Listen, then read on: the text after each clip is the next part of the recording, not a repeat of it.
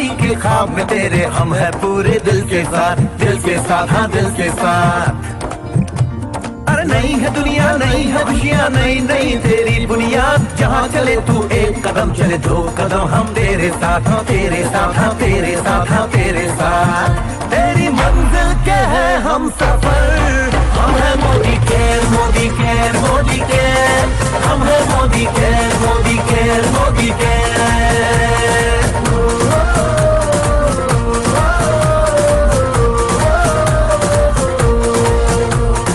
अनगिनत सपने आशाएं बिन बंदिश बिन सीमाएं, चाहे जो हालात बने हम साथ खड़े हैं हम साए।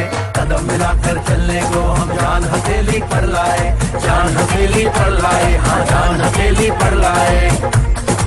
ओ तेरी उम्मीद ओ तेरी उम्मीद तेरी उम्मीद से बढ़कर हम है Modi care Modi care Modi care, हम है Modi care Modi care Modi care.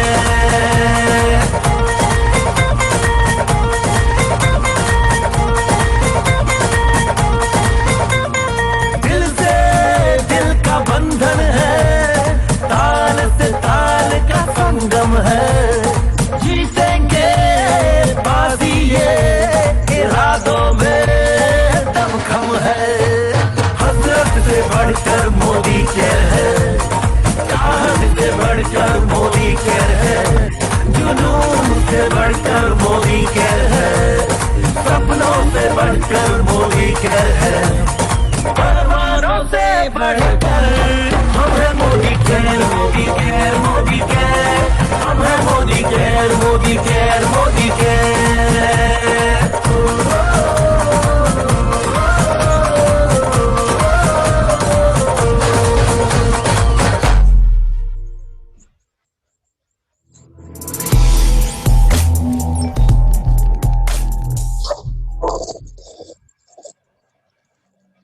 Good morning all of you.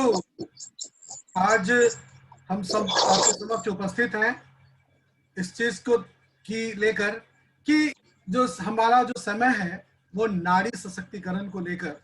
आज हर जगह नारी की बात होती है, नारी हर जगह पे पूजनीय है, शुरू से पूजनीय रही है, और जिस क्षेत्र में नारी की बात करी जाए वहां पे नारी का सर्वोत्तम स्थान माना गया है।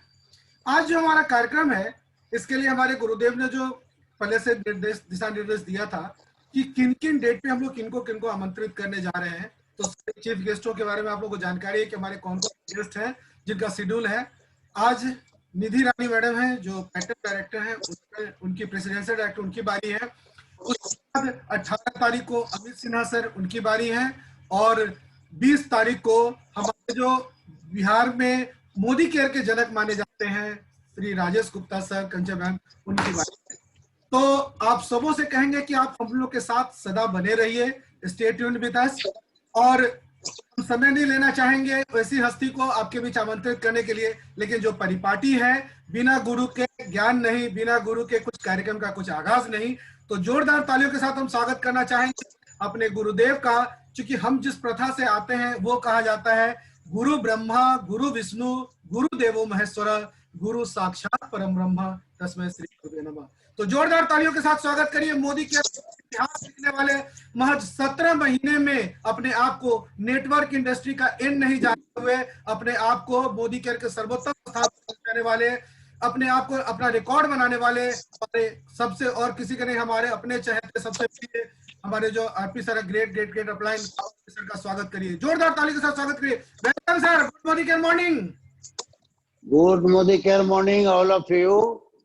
और हमारे जितने मोदी केयर परिवार हैं आप सभी का हार्दिक अभिनंदन।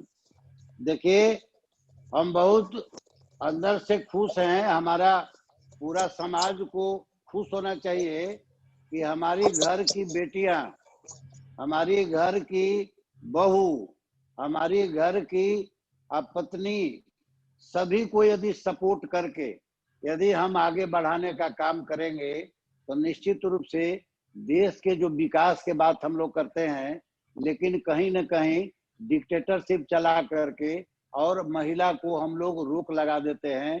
तो घर कहने का मतलब है कि 2 चक्का के जो गाड़ी हो, एक चक्का की हवा निकाल दिया जाए तो आप सोचेंगे कि देश के विकास हो जाएगा, ये संभव नहीं है। तो हम समझते हैं कि त्याग की एक मूर्ति होती है हमारी घर की महिला, घर की लक्ष्मी, तो उनको जब तक हम अनादर करेंगे, आपके घर में कभी लक्ष्मी नहीं आएंगी। हम बहुत खुश हैं कि हमारे आज जो गेस्ट हैं और वो महिला हैं, और हम उनके पति पर भी बहुत अंदर से खुश हैं कि वो इनको मौका दे रहे हैं, इनको सपोर्ट कर रहे हैं। आपको दोनों चक्का जिनका गाड़ी में कंप्लीट रहेगा, निश्चित रूप से वो गाड़ी दौड़ेगी। वो एक चक्का पंचर यदि हो जाए, आप सोचेंगे कि गाड़ी दौड़ेगी, कभी नहीं दौड़ेगी, वो ठेलको हो जाएगी। आपका उसी तरह से जीवन ठेलको हो जाएगा। आपको यदि सक्सेस होना है तो निश्चित रूप से घर की जो बेटियां होती हैं, घर की जो बहनें हैं, घर की जो माता हैं, आप यदि बेटा सियाना हो गए हैं तो माता को सपोर्ट कीजिए और उनको अपने पैर पर खड़ा होने दीजिए। किसी को हाथ पसारने का उनको मौका नहीं मिले। आज अपना जो प्लेटफॉर्म है मोदी केयर, यहाँ पर आपको उनके लिए पैसिव इनकम का प्लेटफॉर्म है और उनको अपना पहचान बनाने का मौका मिलेगा। यहाँ पर हम लोग जो बात करते हैं महिला सशक्तिकरण का, ये केवल झूठा कोरा नारा लगाते हैं, लेकिन महिला सशक्त तब मानी जाएगी जब उसको हम पैर पर खड़ा होने देंगे, अपना पहचान बनाने का मौका देंगे।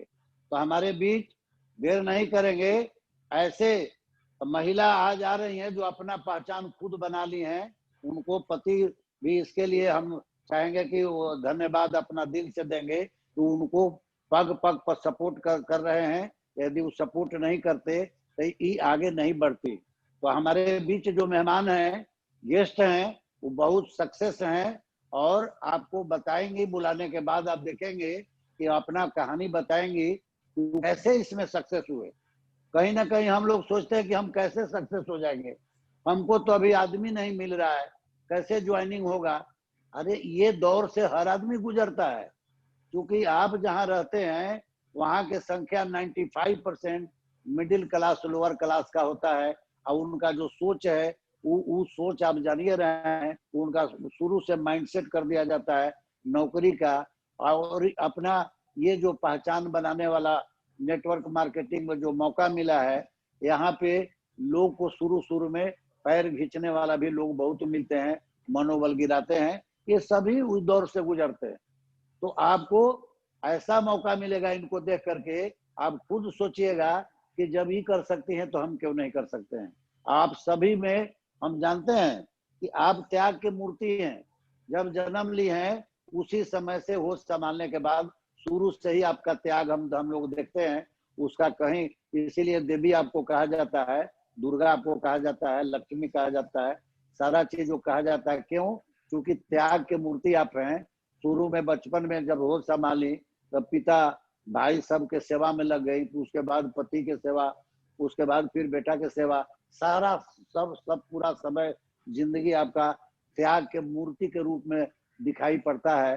तो हम चाहेंगे कि इस बार जो मौका हम लोग को मिला है अपना पहचान बनाने का, मोदी केयर प्लेटफॉर्म, सभी लोग हम लोग सपोर्ट करें। आइए देखें कैसे सक्सेस हुई हैं इनके जब पति सपोर्ट किए हैं। तो हम ज्यादा देर न करके फिर हम अपने आलोक बाबू जो हमारे ग्रेट लीडर हैं उनको हम कहेंगे कि आलोक बाबू, इनको बुलाने के पहले हम लोग थोड़ा सरप्राइज रखे हैं, लेकिन बुला करके चूंकि वो देखें तो सबसे पहले उनको बुला लीजिए और बुलाने के बाद इनको सरप्राइज भेंट कीजिए निधि मैडम को।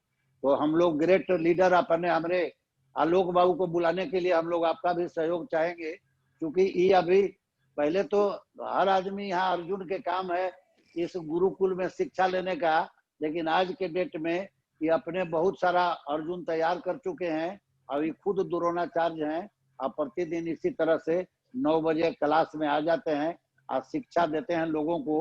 तो बहुत देर नहीं करेंगे, हम लोग इनको बुलाने के लिए आप लोग को चाहेंगे कि जोरदार ताली बजा करके हम आलोक बाबू का अपना स्टेज पर आमंत्रण करेंगे। आइए सर, वेलकम।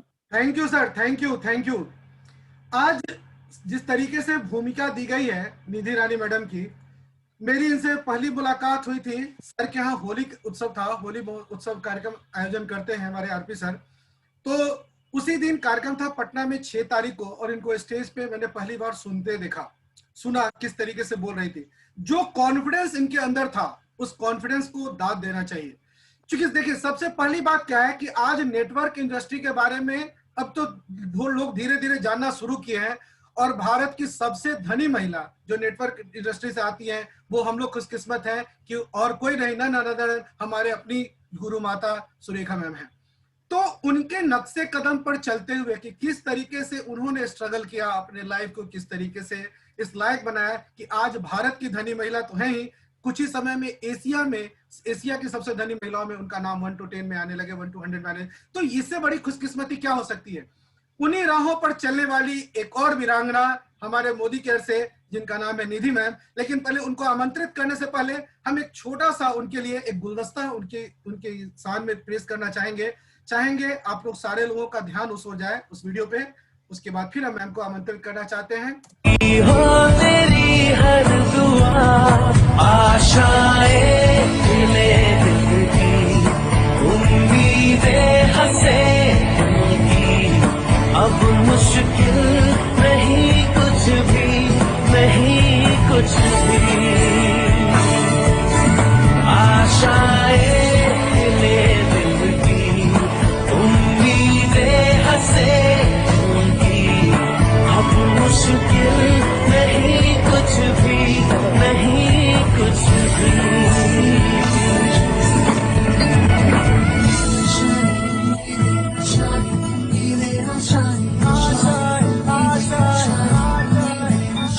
गुजरे ऐसी हर रात रात हो ख्वाहिशों से बात बात आशाएं।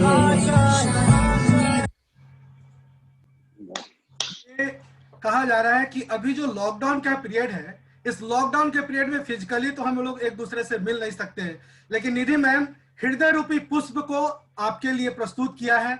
इस वीडियो के माध्यम से आपका स्वागत करना चाहूंगा। जोरदार तालियों के साथ स्वागत करिए प्रेसिडेंशियल मैम निधि रानी का। Welcome ma'am, good Modi care morning. Thank you sir. Welcome madam, welcome. Thank you RP Singh sir, thank you, प्रणाम सर।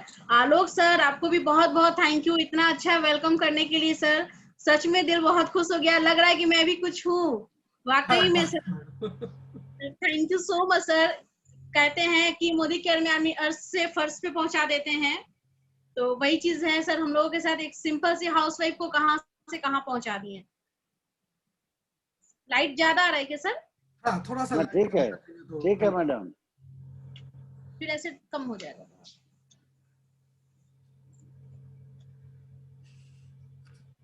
अभी ठीक है? हाँ ठीक है जी। तो लेट नहीं करते हुए sir, thank you sir RP sir. आपकी वजह से मुझे बहुत कुछ आपसे सीखने को मिलता है, बहुत मैं मोटिवेट होती हूँ आपसे। और सर पता है एक चीज मेरे और आप में एक चीज कॉमन है, आपको पता है? नहीं पता है। आप भी नेटवर्क मार्केटिंग का कोई एक्सपीरियंस नहीं है, आपको भी, मुझे भी नेटवर्क मार्केटिंग का पिछला कोई एक्सपीरियंस नहीं है। हम लोगों का फर्स्ट मोदी केयर हम लोगों के लिए फर्स्ट है लाइफ का। सो हम लोग के लिए ये चीज हम लोग के अंदर कॉमन है, और मैं आपसे बहुत कुछ सीखती हूँ। आप हम लोग के पिता समान है सर, और सच में दिल से बहुत मेरा आपके लिए शुरू दिन से, जब मैं फर्स्ट टाइम आपसे मिली थी, जब रविंद्र भवन में आप क्राउन में आपका रिकॉग्निशन हो रहा था, और उस टाइम जब मैं मिली उससे, उस समय से ही मैं आपकी एकदम फैन हो चुकी हूँ। जब भी आपका मीटिंग रहता है, सेमिनार रहता है, हर चीज बहुत इंजॉय करते हैं सर आपका, और thank you so much sir.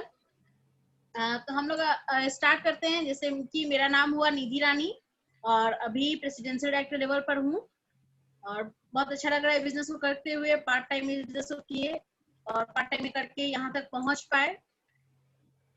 तो एक्चुअली जैसे हम लोग स्टार्ट करते हैं, हम लोग का बैकग्राउंड, हमारा बैकग्राउंड जो था मतलब मोदी केयर से पहले जो मेरा लाइफ जो था, बचपन से ही लाइफ बहुत ही अच्छा था, किसी चीज की कोई कमी नहीं थी, कोई किसी तरह का कोई प्रॉब्लम नहीं था लाइफ में।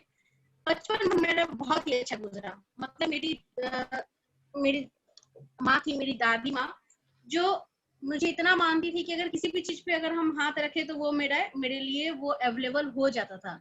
तो इस टाइप का मेरा बचपन बीता था, और इसलिए थोड़ा सा बचपन से ही मैं बहुत ज्यादा जिद्दी भी थी, कि क्योंकि होता है ना बच्चे को, जो किसी चीज का जिद लग जाता है, किसी ये चीज मुझे चाहिए और वो चीज को पूरा किया जाता है, तो वो चीज हैबिट में बदल जाता है, आदत में शामिल हो जाता है। तो ये चीज ही था। और इसके बाद बड़े हुए, स्कूल हुआ, कॉलेज हुआ। इसके बाद फिर मेरे पापा प्रोड्यूसर फिल्म लाइन से थे, प्रोड्यूसर थे फिल्म के। बैरी कंगना एक फिल्म है, भोजपुरी फिल्म, नेट पे सर्च करेंगे तो आ जाएगा। उस फिल्म के पूरे प्रोड्यूसर है मेरे पापा ही थे। तो उस इस वजह से प्रोड्यूसर थे, तो फिल्म लाइन से कुछ लोगों से जान पहचान होता था। उसमें ही मेरे हस्बैंड, जो भी मेरे हस्बैंड उस टाइम आए थे कुछ काम से, तो जान पहचान हुई। उसके बाद फिर हुआ कि जी चलो, हम लोग भी बोले पापा जी की कि पापा शूटिंग होती कैसे है, ये भी मुझे देखना है, आगे शूटिंग वगैरह कैसे होता है। तो फिर मेरे पापा बोले कि ठीक है चलो सेट पे ले चलते, देख लेना। तो फिर पापा के साथ गए वहाँ। तो वहाँ पे इनसे मुलाकात हुई, ऐसे ही कुछ हल्का फुल्का ही मुलाकात हुई। उसके बाद फिर ऐसे ही कुछ मतलब सीन वगैरह बता रहे थे, उसी में मुझे भी पूछे। तो बोले कि कुछ बताओ इस तरह से। तो जब बताएं तो कुछ ऐसे ही मतलब बिना अचानक से ही एक चाटा उनको खींच के मेरे से लग गया, और बहुत तेज से लगा था। तो जिसका वो मतलब बाद में बोले मुझे कि मैं इस थप्पड़ का बदला प्यार से लूंगा, और उन्होंने वही किया। और फिर वो इस तरह से हुआ। फिर लेकिन क्योंकि फिल्म लाइन से थे, मेरे पापा भी फिल्म लाइन से थे, तो पापा एग्री नहीं थे कि नहीं हमको, मुझे शादी वादी नहीं करानी इस फिल्म इंडस्ट्री से, कि लड़का से नहीं कराना। मेरा भी जिद था कि नहीं मुझे करना ही है इनसे शादी। तो फिर पापा बोले थे क्या कि किसी रिक्शा वाले को पकड़ के लिया, उससे शादी करा देंगे, लेकिन इस लड़का से नहीं कराएंगे। ये मेरी मम्मी का भी जिद हो गया था, और मेरा भी अपना जिद था, तो कि नहीं मुझे इनसे ही करना है। उसके बाद फिर मेरी बुआ लोग सपोर्ट की, मेरी दीदी सपोर्ट की, वो लोग आई सपोर्ट की, वो लोग बोली, फिर वो लोग एग्री की, फिर हम लोग की शादी हो पाई। तो शादी होने के बाद मायके में, और दूसरा चीज था कि मायके में सारे लोग एजुकेटेड थे, सब लोग पढ़े लिखे थे, पढ़ाई का बहुत ज्यादा वैल्यू था मेरे भी घर में। और हम लोग को हॉस्टल में रखा गया था पढ़ने के लिए, 9th और 10th अच्छा मार्क्स भी अच्छा कुछ खासा आया। पटना से कॉलेज किए, पटना यही कॉलेज से, और उसमें भी कोचिंग वगैरह पढ़ते पढ़ते इंटर भी अच्छे से बीता।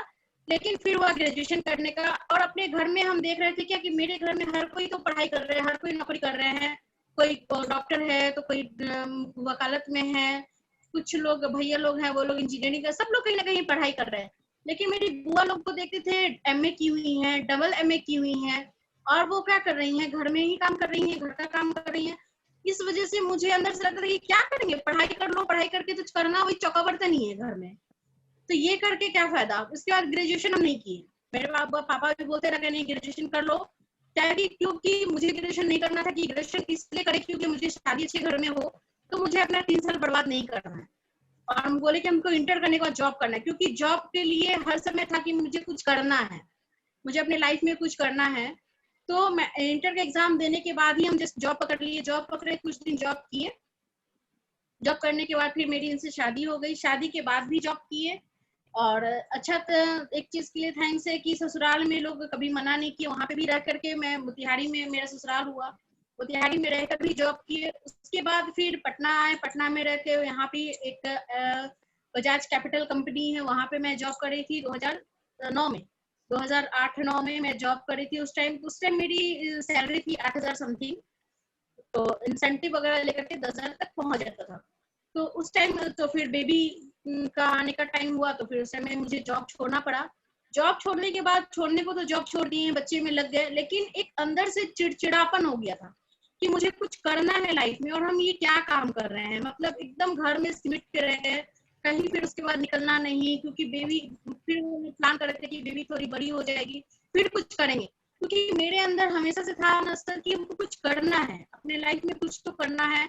इस तरह से घर गृहस्थी, खाली घर वाला काम मुझे नहीं मन लगता है, मुझे ये सब नहीं करना, मुझे कुछ अपना करना है, अपना कुछ पहचान बनाना है, इस तरह से था। उसके बाद फिर क्योंकि लाइफ अच्छा चल रहा था, फिल्म लाइन से है मेरे हस्बैंड, कोरियोग्राफर है, तो फिल्म में काम वगैरह करते हैं, लाइफ इनकी तो पूरा एंजॉय कर रहे थे अपनी लाइफ में, क्योंकि आराम से प्रोड्यूसर लोग बुलाते थे, जहाँ जिस होटल में 5 स्टार होटल में रहना, अच्छे से खाना पीना, उसके बाद फिर घूमना, अच्छे अच्छे लोकेशन पे घूमना। इंडिया का कोई ऐसा जगह नहीं है जो मेरे हस्बैंड घूमे नहीं है, अकेले, फैमिली के साथ नहीं, अकेले, लेकिन घूमे हर जगह है। और सब चीज घुमाने के बाद फिर उनको पैसा मिलता था, वो पैसा लेकर के फिर वो घर आते थे। तो ये भी अपनी लाइफ में बहुत खुश थे कि चलो, मैं बहुत ही प्राउड अपने आप को फील करता हूँ, क्योंकि सब लोग पैसा खर्च करके घूमते हैं, मैं घूम के फिर पैसा लेकर घर आता हूँ। तो एक इनके अंदर ये चीज था कि हाँ मेरा काम बहुत अच्छा है, और अच्छा था ही, और लाइफ भी हम लोग का अच्छा खासा चल रहा था। लेकिन कहते हैं जब आपको कुछ हमेशा हर चीज अच्छी नहीं होती, तो बीच में इनका हुआ कि जब ये अरेराज गए थे शूटिंग करने के लिए, किसी मतलब बहुत ज्यादा शूटिंग वूटिंग चलते रहता था, तो वहां गए शूटिंग करने और पहाड़ी एरिया में पूरा शूटिंग वगैरह किए। वहां से आए तो इनके बैक साइड में कमर में बहुत दर्द हो गया, इतना ज्यादा पेन हो गया, इतना ज्यादा प्रॉब्लम हो गया क्या कि ये फिर मतलब कहीं भी चल नहीं पा रहे थे, जा नहीं पा रहे थे। हम लोग डॉक्टर से दिखा रहे थे, परेशान हो रहे थे क्या करे कैसे करे। उसके बाद फिर पता मतलब कि बेड से उठ भी नहीं पा रहे थे, ये नी से अपने चल करके बाथरूम वॉशरूम वगैरह जाते थे। उस समय मेरी बेबी एकदम 6 महीने की थी, अंदर से इतना रोए, मतलब इतना सिचुएशन खराब हो गया था। क्योंकि इस फिल्म लाइन जो है, इसमें आपका बॉडी अगर काम कर रहा है तो आपको काम मिल रहा है, अगर आपका शरीर साथ देगा तो आपको काम मिलेगा। जब तक शरीर है काम है, शरीर नहीं है काम नहीं है। आप टाइम देंगे तभी पैसा मिलेगा, अगर आप टाइम नहीं देंगे, किसी को अपना वर्क नहीं देंगे, तो वहां से पैसा नहीं आएगा। इसको कहते हैं पैसिव इनकम, कि आप कुछ करेंगे, time is equal to money, आप जितना समय देंगे उतना पैसा आपको मिलेगा।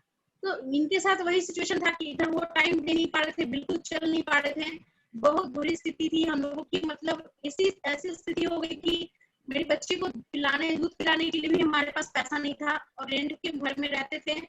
तो जिस रेंट के घर में रहते थे वो मकान मालिक इतने अच्छे थे कि वो लोग हम लोग का रेंट तक छोड़ दिए कि चलिए आप लोग 2 महीना मत दीजिए। लेकिन सिचुएशन सारा अपनी आंखों से देख पा रहे थे, और एक दिन नहीं काफी दिन हो गया था ये बेड पे पड़े हुए थे। बहुत मुश्किल दौर से हम लोग गुजर रहे थे।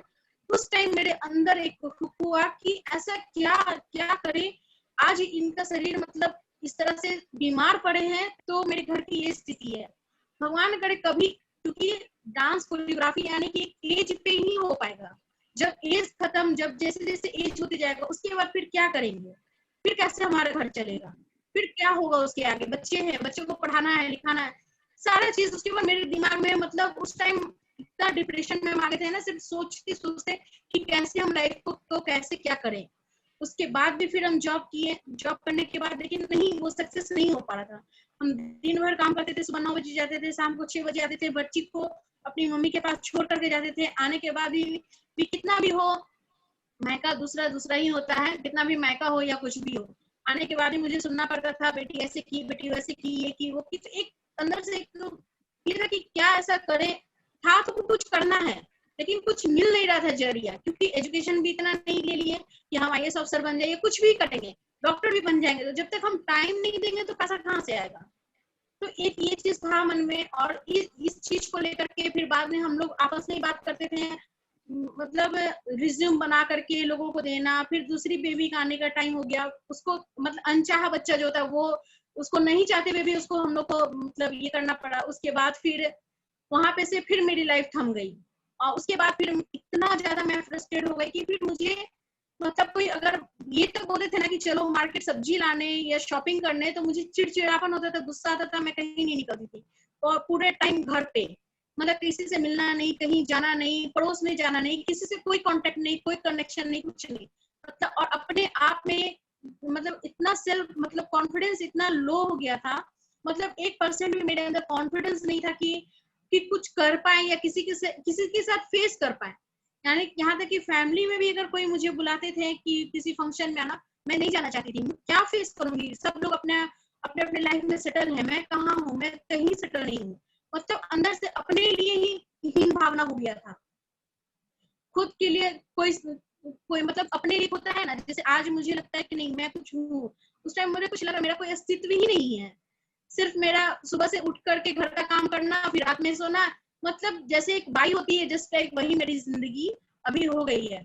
और गुस्से से हम दोनों के, मेरे और मेरे हस्बैंड के बीच में भी काफी मतलब प्रॉब्लम हो गया था बीच में, ताकि क्योंकि मैं इस चीज में खुश नहीं थी। मुझे लगता था मुझे बांध दिया गया है, मैं बंद गई हूँ और मुझे इस चीज से निकलना है।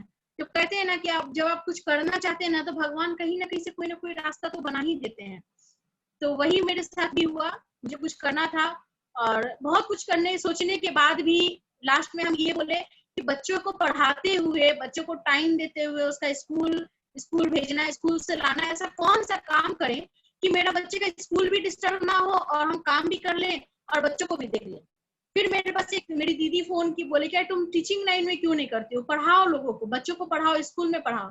स्कूल में पता किए तो पता चला कि 1000, 1500, 2000 उससे ज्यादा, क्योंकि बीएड तो मैं की नहीं हूँ कि मुझे 20,000 या 15,000 या 20,000 का कोई जॉब मिले स्कूल में। तो 2,500, 3,000 के लिए आपको उतना टाइम देंगे तो आपको पैसा मिलेगा।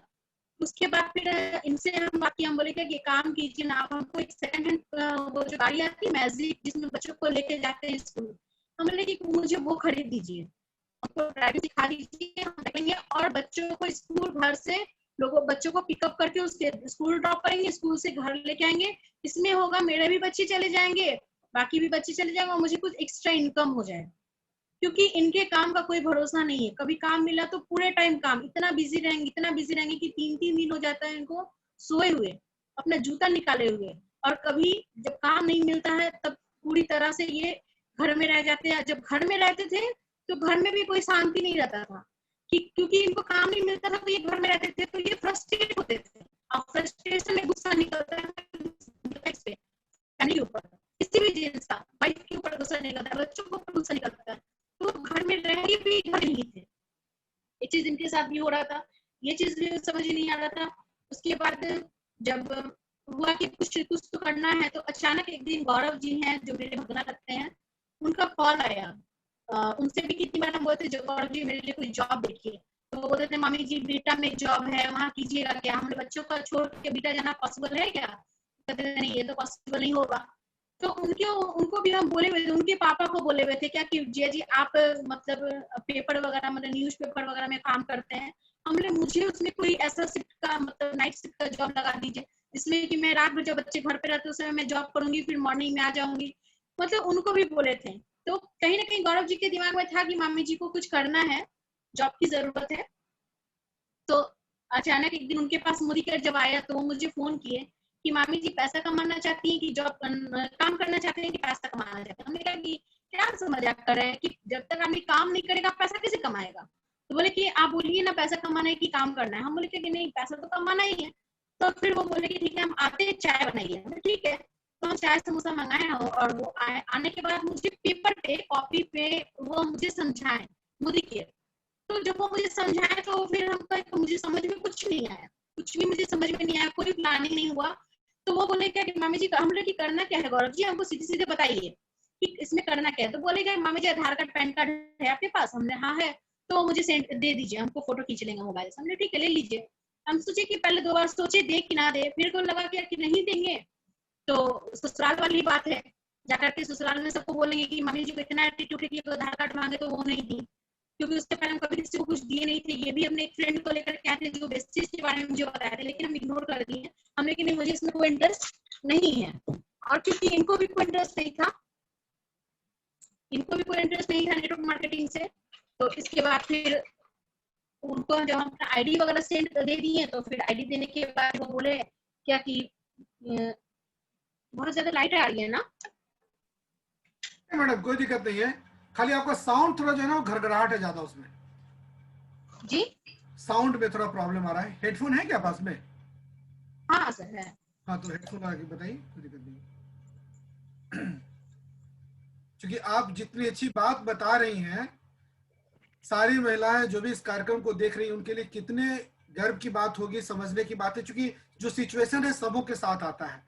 किस सिचुएशन को आपने कैसे जिया, कैसे एक्टिव और पैसिव इनकम की बात आपने अभी बात करी, अपने सिचुएशन के आधार पर बताया। तो चलिए मैडम आगे बताते चलिए, बहुत अच्छा सेशन जा रहा है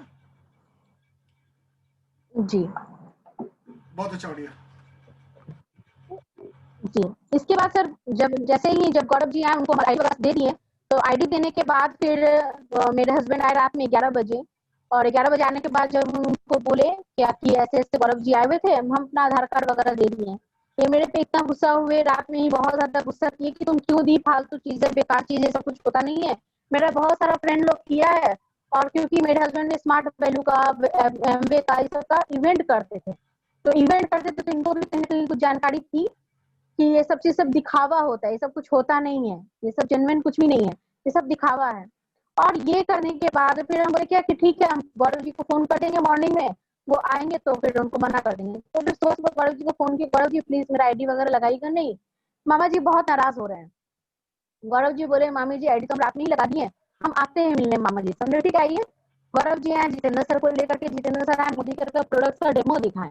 जब डेमो दिखाएं तो मुझे तो लगा कि इससे मैजिक ही हो रहा है, ये है क्या, ताकि कभी लाइफ में ऐसा कुछ देखे नहीं, तो कि ये क्या है, तो मैजिक हो रहा है। तो फिर बोले क्या, उसके बाद फिर मेरे हस्बैंड बोलने लगे अच्छा जरूर पेस्ट में कुछ मिलाए हैं, नहीं इसमें कुछ मिलाए हैं, कुछ तो है, आप लोग कुछ कर रहे हैं, मतलब आंख का धोखा कर रहे हैं, ऐसा वैसा कुछ होता नहीं है।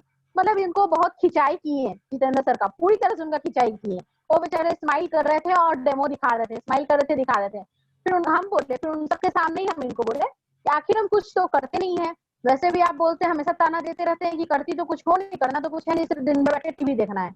क्योंकि मेरा भी वही आदत था जो नॉर्मल लेडीज लोगों का आदत है आज के डेट में, या पहले भी था, अभी पता नहीं, कि मेरा 7 से 9, 7 बजे से मेरे हाथ में रिमोट आता था टीवी का, और फिर किसी के घर में हिम्मत नहीं कि मेरे हाथ से टीवी का रिमोट ले लें, क्योंकि मेरा सीरियल का टाइम स्टार्ट हो जाता था। और दोपहर में बच्चों लोग को स्कूल छोड़ने के बाद मेरी बेटी जब 1 बजे आती थी, उसको खाना खिला करके सो जाना है। मतलब ये मेरा रूटीन था, दिन में सोना और शाम में सीरियल देखना। तो हम उनको, और इसमें ये मुझे ताना भी देते थे कि इतना दिन से हम बाहर रहते हैं, 2 दिन के लिए घर आते हैं, तो कम से कम 2 दिन तो हमको टीवी देखने दो। इस बात पे भी हम लोग का झगड़ा होता था। हमने कि क्यों, जब आप नहीं रहते तो यही टीवी मेरा साथ देता है ना, तो आप आगे तो हम टीवी क्यों छोड़ दें। तो ये करके ये दूसरे रूम में, हम दूसरे रूम में ये कोई गाना देख रहे हैं अपना बैठ करके, क्योंकि मुझे वो पसंद नहीं है, और ये अपना मोबाइल में गाना सुन रहे हैं और अपना टीवी देख रहे हैं। तो ये चीज हम लोग में हमेशा झगड़ा खींच होते रहता था। तो ये चीज करते करते अपना लाइफ चल रहा था। तो जितेंद्र सर थे और गौरव जी थे, सबके सामने ही हम बोले कि देखिए ठीक है, आप कुछ करने नहीं देते, वैसे भी ताना मारते हैं, तो कुछ तो करने दीजिए, कहीं नहीं जॉब करने जा रहे हैं, कहीं कुछ कर नहीं रहे, तो कुछ तो करने दीजिए। तब मेरे ऊपर रेंट पे रहती थी एक लेडी, वो भी आई, वो भी सामने ही में थी, वो भी अपना आधार कार्ड वगैरह दी। तो दूसरे दिन वो उनका आधार कार्ड वगैरह दी, तो वो लगा उनका, और उसके बाद फिर ज्वाइनिंग वगैरह हम लोग का हो गया। होने के बाद फिर Gaurav ji continue follow up करने लगे, फॉलो अप करने, मामी जी कुछ प्रोडक्ट ले लीजिए, कुछ प्रोडक्ट ले लीजिए। लेकिन एक चीज था गौरव जी का, देखे वो आए तो सामने हम लोग को आईडी वगैरह दिया और तुरंत गए अपने घर 70 फीट अपने घर से, फिर से वापस से मेरे घर पे आए और मुझे एक प्रोडक्ट दिए। एक प्रोडक्ट दिए, उसका पैसा वो नहीं लिए, फ्री में दिए मुझे डे क्रीम दिए, बोले मामी जी इसको यूज कीजिए। हमने ठीक है यूज करेंगे। सर को हम फोटो भी अपना एक भेजे हैं। पहले मैं कोई क्रीम नहीं लगाती, कोई फेस पे कुछ भी नहीं यूज करती थी, और मैं ऐसे नहीं दिखती थी, क्योंकि अंदर से एक कॉन्फिडेंस नहीं था और एक डर लगा रहता था कि हस्बैंड फिल्म लाइन में काम करते हैं, 10 तरह की लेडीज लोगों से मिलते हैं, हीरोइन है, सब अच्छे से रहती है, हम एकदम हाउस वाइफ है, एक अनसिक्योरिटी फील होता था अंदर से, बता नहीं पाते थे कभी। और दूसरी चीज थे कि कहीं भी किसी को भी फोन करें तो मुझे परिचय देना पड़ता था, हेलो मैं प्रीतम जी की वाइफ हूँ। ये चीज मुझे कहीं ना कहीं खलता था कि मेरा नाम कहाँ है, मैं तो प्रीतम जी की वाइफ हूँ, मेरा नाम कहाँ है, निधि रानी को कौन जान रहा है। तो ये चीज एक चीज मतलब हमेशा टिस होता है ना, टिस मारता था इस चीज के लेकर के।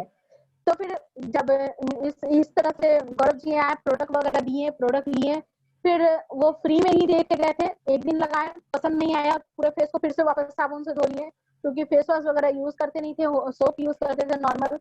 उसके बाद फिर दूसरे बार फॉलो अप करते करते फिर बोले कि मामी जी कुछ तो प्रोडक्ट लीजिए, कुछ तो लीजिए। फिर हम बोले कि ठीक है चलो 2-4 प्रोडक्ट दे दीजिए। तो 500 का प्रोडक्ट लिए, यूज किए। जब इसमें स्टेडी क्लीनर, हमको शैम्पू, कंडीशनर, ये सब कुछ प्रोडक्ट वो हमको दिए।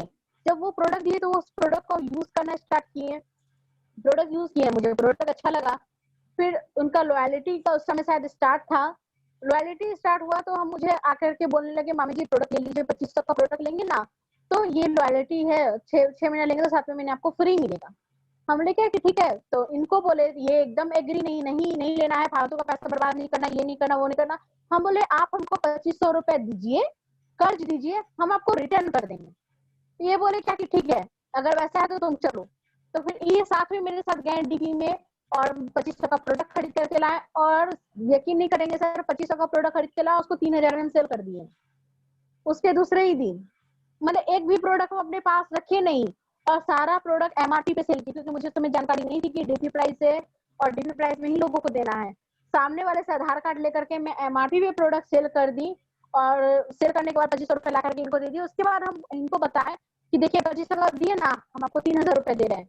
तो फिर बोले क्या कि चलो ठीक है। उसके बाद धीरे धीरे मतलब ये नहीं था कि हाँ बहुत स्टार्टिंग से स्टार्ट कर दिए, नहीं। फिर नेक्स्ट मंथ आया भी नहीं आया, उस मैंने लिए शायद, हाँ ले लिए थे प्रोडक्ट। फिर रविंद्र भवन में प्रोग्राम हुआ था हम लोग मोदी केयर का रिकॉग्निशन प्रोग्राम था। उसमें गौरव जी का बोले कि 100 रुपए का टिकट है मामी जी चलिए। हम लेकिन नहीं, हम नहीं जा सकते गौरव जी, मुझे नहीं है, फालतू मेरे पास पैसा नहीं है, क्योंकि इनको बोले तो ये बोले मना कर दिए कि नहीं नहीं जाना है, सब बेकार चीज होता है। तो हमने ठीक है। तो इनको बहुत मतलब फिर बाद में गौरव जी भी फोन करके बोले कि मामा जी जाने दीजिए, मामा जी को प्लीज, हम गाड़ी लेकर के आ रहे हैं, हम गाड़ी भेज देंगे, मामी जी कोई दिक्कत नहीं होगा, फिर जैसे लेकर के जाएंगे उसी तरह पहुंचा देंगे। और इनका यहाँ पे सरिस्ता और कच्ची तालाब में शूटिंग चल रहा था कोई देवी गीत का। तो जब इनका शूटिंग चल रहा था तो मेरी बड़ी वाली बेटी को ये बोले कि ठीक है हम बड़ी वाली को अपने पास रख लेते, छोटी वाली को तुम लेके जाओ। तो उसको जब लेकर के गए, मुझे याद है उस हॉल में इतनी भीड़ थी। पहले तो मेरे पास टिकट नहीं था, मैं बाहर खड़ी थी, फिर जितेंद्र सर आए, मुझे टिकट दिए। टिकट लेने के बाद फिर अंदर जब हम लोग गए तो इतनी वहां भीड़ थी ना कि घुसने की जगह नहीं थी, फिर भी किसी तरह हम अंदर गए।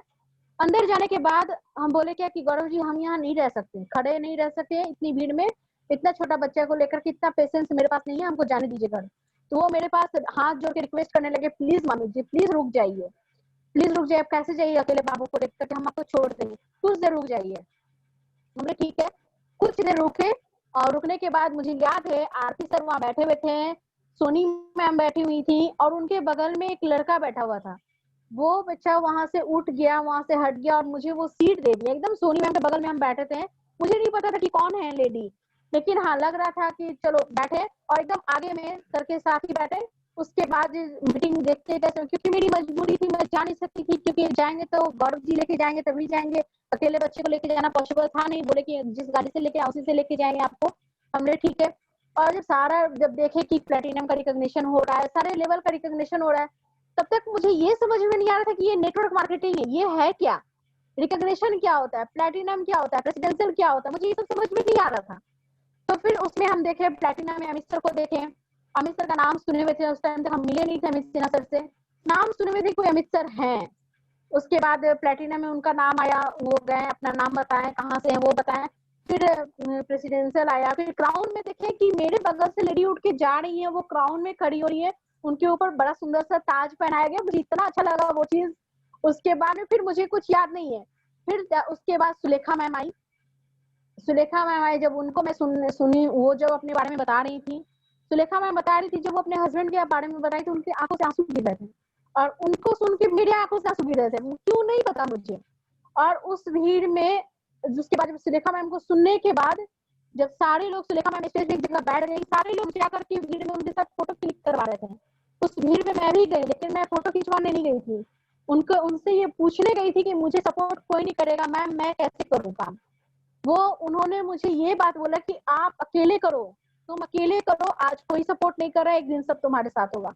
और मैम का वो बात मुझे याद था, और मैं अकेले इस बिजनेस में वहां से आने के बाद मैं वहां से मीटिंग हॉल से बाहर निकली, और उनसे गौरव जी से पूछी कि गौरव जी कितना टिकट है आपके यहाँ का मीटिंग का। तो बोले मामी जी 100 रुपया। तुरंत अपने पर्स में से 100 रुपया निकाल के उनको दिए, घर आए, पूरी रात सो नहीं पाए। वहां से आते वहीं पे अमित सर से मुलाकात हुई, मेरी परिचय कराया गया कि अमित सिन्हा सर है। हमने ठीक है, तो सर भी देखे तो थोड़ा सा इग्नोर कर दिए, मुझसे कोई होगी लेडीज, वैसी कोई होगी, ऐसे तो बहुत सारे लोग आते जाते रहते हैं। उसके बाद फिर हम लोग जिस मंदिर में मेरे हस्बैंड शूटिंग कर रहे थे, फिर हम बोले क्या कि यहाँ पे बहुत सारे लोग हैं, काम करते हैं गौरव जी, कुछ लोगों को मतलब बुलाइए, यहाँ पे हम लोग डेमो प्लान करते हैं। तो गौरव जी बोले ठीक है, वो फोन के अमित सर को, अमित सर आए, वहां पर डेमो प्लान किए, बहुत सारे लोग, कम से कम 25-30 आदमी थे, उसमें से अभी कोई आदमी नहीं है, लेकिन वहां पे ज्वाइन किया। उसके बाद फिर क्योंकि स्टार्टिंग हम लोग को कुछ आइडिया नहीं था कि इसमें क्या होता है, फॉलो क्या होता है, ज्वाइनिंग के बाद क्या करना है, लोगों को प्रोडक्ट देना है, क्या करना है, कुछ स्टार्टिंग में आइडिया नहीं था। मुझे तो ऐसा लग रहा था जैसे मुझे कोई जॉब लग गया है। ये नहीं था क्या कि हाँ कोई आपके अपलाइन भी है, कोई आपके डाउनलाइन है, डाउनलाइन क्या होता है, आपका लेग कैसे बनता है, मुझे कोई आइडिया नहीं था, कुछ जानकारी इसके बारे में नहीं थी। इसके बाद वहां से आने के बाद पूरी रात मैं सो नहीं पाई, रात भर सिर्फ गौरव जी को मैसेज किए और थैंक यू बोलते रह गई कि मुझे इस मीटिंग में आप ले गए, रोके रखे, उतना देर रोकने के लिए मुझे थैंक यू। और मुझे ये बिजनेस करना है गौरव जी, कैसे करना है मुझे सपोर्ट कीजिए। और उसके बाद फिर गौरव जी बोले ठीक है मामी जी। तो उसके बाद फिर बोले संडे की मीटिंग में आपको आना है, संडे की मीटिंग है, BIA हॉल मीटिंग में गए, वहां पर सर एकदम मुझे अमित सर स्टार्टिंग में ही गए, अमित सर मुझे पूरे एकदम स्टेज पर ही बैठा दिए। स्टेज पर प्लान तो कुछ समझ में आया नहीं, कुछ हुआ नहीं, बोर्ड पे क्या क्या सर बताया कुछ समझ में नहीं आया। उसके बाद फिर लास्ट में खाली एक चीज समझ में आया कि इसमें मैजिक कॉर्नर होता है। मैजिक कॉर्नर होता है, मैजिक कॉर्नर लेना होता है। मैजिक कॉर्नर क्या होता है, तो फिर बाद में सर बताया क्या कि ऐसे ऐसे इतने का प्रोडक्ट आप ले सकते हैं, कितने का ले सकते हैं, तो फिर बताया कि 25,000 तक आप प्रोडक्ट ले सकते हैं, उसको मैजिक कॉर्नर बोलते हैं। हमने ठीक है सर हम ले लेंगे। हम इनसे बात किए कि हमको 25,000 रुपए दीजिए, हमको मैजिक कॉर्नर लेना है। ये बोले कि स्कूटी के लिए पैसा रखें, क्योंकि मुझे था कि स्कूटी खरीदना है, बच्चों लोग को कम से कम स्कूल ड्रॉप करेंगे तो मेरा वो 500 रुपए जो हम गाड़ी वाले को देते हैं वो तो मेरा बच जाएगा। तो इसके लिए मुझे स्कूटी लेना था, तो स्कूटी के लिए पैसा हम लोग रखे हुए थे, जमा करते तिनका कहते हैं ना, थोड़ा थोड़ा जोड़ के जमा करना, वो हम लोग थोड़ा थोड़ा जोड़ के जमा किए हुए थे। और जब मैजिक कॉर्नर की बात हुई तो हम उनसे मांगे कि हमको 25,000 रुपए दे दीजिए, हम मैजिक कॉर्नर ले लेते हैं। फिर बोले क्या कि नहीं लेना है। हमने क्या कि प्लीज लेने दीजिए, तो बोले कि ठीक है ले लो। तो इतना मतलब बोले कि ठीक है ले लो, तो फिर हम बोले ठीक है ले दीजिए। ये बोले ले लो, उसी समय हॉल में ही बात हुई, हॉल में डिस्कशन हुआ और हॉल से ही हम डीपी में चले गए, घर भी नहीं आए, डीपी में गए, वहां पे मैजिक कॉर्नर लिए, कैश निकाल के दिए, एटीएम से प्रमोट किए, क्योंकि ये मुझे चैलेंज दिए थे जिस दिन जितेंद्र सर फर्स्ट दिन मेरे घर आए थे ना, तो ये मुझे चैलेंज दिए थे कि ठीक है तुमको करना है तो करो, अगर मोदी कैब से तुमको 5,000 भी आ जाएगा ना तो 500 का लड्डू चढ़ाएंगे। हम बोले ठीक है चैलेंज एक्सेप्ट करें, जितेंद्र सर वहीं पे थे, हमने सर चैलेंज एक्सेप्ट करें, बोले हाँ बिल्कुल कीजिए। मुझे नहीं लगता कि उस टाइम जितेंद्र सर का भी स्टार्टिंग था, उनको भी 5,000 आ रहा होगा, लेकिन हाँ वो बोले बिल्कुल आप चैलेंज एक्सेप्ट कीजिए। तो हम बोले कि आपका चैलेंज हमको पूरा करना है, तो अगर हम 25,000 मांग रहे हैं तो आप देंगे तभी तो वो पूरा करेंगे ना। तो बोले ठीक है, 25 मैजिक कॉर्नर लिए, मैजिक कॉर्नर लेने के बाद बिजनेस स्टार्ट किए। उसके बाद फिर कुछ कुछ लोगों को घर पे बुलाने लगे कि भाई आप आइए घर पे चाय पीने आइए, किसी के लिए कोई डिश बनाते थे, लोगों को बुलाते थे, सिर्फ बुलाते थे कि आइए और देखिए कि मेरे घर में कुछ है, कुछ हो रहा है, क्योंकि उन्होंने बताया गया कि मैजिक कॉर्नर लेने से इस तरह से मैजिक कॉर्नर वर्क करता है, मैजिक करता है। वाकई में मैजिक करता था। जब कुछ काफी करीबी लोग आते थे और उनको बोलते थे हम बिजनेस स्टार्ट किए हैं, ये प्रोडक्ट बहुत अच्छा है, ये प्रोडक्ट बहुत अच्छा है, लोगों को दिखाते थे खोल खोल के ये प्रोडक्ट बहुत अच्छा है, तो लोग हाँ चलो लाजी ख्याली भी, लेकिन लोगों को लेकर के प्रोडक्ट जाते थे मेरे घर से। और फर्स्ट टाइम एक डायरेक्टर थे वो घर पर आए हुए थे और अमित सर को फोन किए, सडनली हम लोग गौरव जी को फोन किए, गौरव जी आए, वो नहीं गौरव जी नहीं आए, वो बोले कि मामी जी हम बाहर हैं। जितेंद्र सर को फोन किए, वो बोले सर कि हम भी बाहर हैं, दूसरी जगह डेमो प्लान कर रहे हैं। फिर सडनली अमित सर को फोन किया, अमित सर आए घर पे, घर पर आए, डेमो दिखाए, बोले कि आप दिखाइए डेमो, डेमो किट मुझे दे दिए, बोले आप डेमो दिखाइए। सब बिलीव नहीं करेंगे, मैं एक वर्ड नहीं बोली और सारा डेमो दिखा दी, मुंह से एक शब्द भी नहीं निकला, क्योंकि अपने अंदर इतना कॉन्फिडेंस ही नहीं था कि किसी के सामने कैसे बोलेंगे, क्या लोगों को समझाएंगे। और अमित सर चुपचाप बैठ करके सिर्फ वो डेमो देख रहे थे, कुछ वो भी कुछ नहीं बोल रहे थे, ये नहीं कि मुझे नहीं आ रहा तो सामने से आकर के बोल रहे हैं कि हाँ ऐसे नहीं ऐसे करना है, कुछ नहीं बोले, चुपचाप देख रहे थे। और जो डेमो किट से सर हम डेमो दिखाए थे वही डेमो किट पूरा का पूरा मुझे दे दिए, बोले कि ये डेमो किट है, लीजिए इसका 500 रुपीज दीजिए और डेमो किट लीजिए, आज आपको डेमो दिखाना है। और ये नहीं मेरे मन में ये ख्याल नहीं आया कि पुराना डेमो किट दे रहे हैं या अपना यूज किया हुआ डेमो किट दे रहे हैं। तुरंत उनको हम 500 रुपीज निकाल के दिए और डेमो किट ले लिए। डेमो किट लेने के बाद मतलब क्योंकि कुछ लोगों को ज्वाइन कराए थे जो मेरे डाउनलाइन में थी, वो लोग कुछ काम कर रहे थे, तो घर में ही रह करके हल्का फुल्का लोगों से बात करके मेरा डायरेक्टर लेवल क्वालिफाई हो गया। डायरेक्टर लेवल जब मेरा क्वालिफाई हुआ तो मुझे 9,000 रुपया आया। 9,000 रुपया आया तो मैं, क्योंकि उसके पहले भी आ रहा था, स्टार्टिंग पहला चेक था मेरा 400 रुपया, फिर 1,500, 1,000, 2,000, 2,500 ऐसे आ रहा था, लेकिन शर्त लगा था यहाँ 5,000 का। जब 9,000 रुपया आया तब बोले क्या कि इस महीने अब आपको लड्डू चढ़ाना पड़ेगा हनुमान जी को। तो बोले अरे छोड़ो ना, ऐसे बोल दिए तो कोई बोल दिए तो क्या, इसका मतलब थोड़ी कि करना ही है, हम ले क्या आप बोले हैं तो करना पड़ेगा। ये मतलब टाल मटोल कर रहे थे कि नहीं हमको नहीं करना, ये सब ऐसे ही बोल दिए थे, हम ऐसे थोड़ी सीरियसली में थोड़ी बोले थे, ऐसे ही बोल दिए थे। तो ठीक है कुछ नहीं बोले। इनके पैर में दर्द हो गया, होली मिलन समारोह था, ऑर्गेनाइज किया गया था 70 फीट पर ही, आरपी सर आए होंगे, याद है होगा सर को अगर तो वहां पर आए हुए थे। उस समय इनके पैर में बहुत दर्द था, चल नहीं पा रहे थे। हमने क्या जब तक हनुमान जी को लड्डू नहीं चढ़ाएंगे ना आपका पैर ठीक नहीं होगा। वाकई में ये बोले कि ठीक है चलो चढ़ा ही देते हैं, 500 का लड्डू चढ़ाए, 500 का लड्डू खरीदे, जाके हनुमान मंदिर में चढ़ाए। बोले क्या हम इस लड्डू का करे क्या, हमने शर्त लगाए थे, आप तो समझिए आप क्या कीजिएगा। फिर वो लड्डू हम लोग बांटे, जितेंद्र सर को दिए, अमित सर को दिए, पड़ोस में दिए, वो मकान मालिक को दिए, रेंटर को दिए, सबको देकर के लड्डू किसी तरह से हम लोग लड्डू को सधाए, क्योंकि चैलेंज लगाए थे तो चैलेंज तो पूरा करना ही है। लेकिन हाँ कभी मुझे सपोर्ट नहीं, एक जो होता है ना वो सपोर्ट की, पटना में ही रहते थे, घर में रहते थे, मीटिंग होता था, जब बोलते थे मुझे मीटिंग में लेके चलिए तो बोलते थे कि हम नहीं जाएंगे पकने के लिए, किसी के भी साथ चली जाओ। उस समय जितेंद्र सर को फोन करते थे, जितेंद्र सर मुझे मीटिंग में जाना है, जितेंद्र सर बोलते थे ठीक है मैडम आप रेडी होइए हम आते हैं। जितेंद्र सर आते थे, मुझे लेके मीटिंग में जाते थे और मीटिंग से फिर वापस मेरे घर पे पहुंच जाते थे मुझे। छोटी वाली बेटी को लेकर के जाके मीटिंग अटेंड करते थे। ये चीज हम किए कि मीटिंग हम हमेशा अटेंड करते रहते हैं। हर संडे के संडे मीटिंग अटेंड करना, हर रिकॉग्निशन प्रोग्राम में जाना, कभी भी मोदी केयर की तरफ से, टीम मिशन की तरफ से कोई भी मीटिंग होता था जहाँ 800 रुपए लगे, 5000 रुपए लगे, 3000 रुपए लगे, वो लगा करके हम जाते थे। गया तक हम लोग गए हुए थे, 3000 रुपए लगा करके हम लोग गया गए हुए थे। वहां पे इतना अच्छा एंजॉय किए, मीटिंग अटेंड किए, मीटिंग में सीखे, बहुत कुछ पाए। उससे लगता था कि मीटिंग में जाने के बाद अलग से एक एनर्जी आता था। और उसके बाद जब वहां से आते थे तो लगता था अभी डेमो किट ले और निकल जाए। और जब निकलते थे तो जब लोग बोलते थे कि सब बेकार चीज है, सब फालतू चीज है, ऐसा नहीं होता है। खुद की फैमिली में मेरे खुद की बहन, मेरे खुद के पापा लोग ज्वाइन नहीं किए। वो लोग मतलब बोले, मेरे पापा को जब हम मेरे घर पर आए थे उनको दिखाए तो बोले बेटा तुम आज ये सब कर रही हो ना, ये सब करके हम छोड़ चुके हैं। कोई रेवोल्यूशन नाम का कंपनी था, उसमें मेरे पापा बहुत पैसा लगाए थे, कुछ हुआ नहीं। तो वो बोले सब करके हम छोड़ चुके हैं, तुम आज कर रही हो, अपने कुछ दिन में छोड़ दोगी। हमने ठीक है देखते हैं। मेरे बाबा रहते हैं बुधा कॉलोनी में ही, जस्ट आरपी सर के घर के बगल में ही है, जस्ट सीके देना। उनके यहाँ हम लोग गए थे, हम लोग की अपलाइन ने पूजा। और उसी दिन फर्स्ट टाइम हम आरपी सर के घर भी गए थे प्रोडक्ट लेने के लिए, और ब्यूटी से का बहुत सारा प्रोडक्ट वगैरह लिए थे। सर के यहाँ पहली बार गए थे घर पे।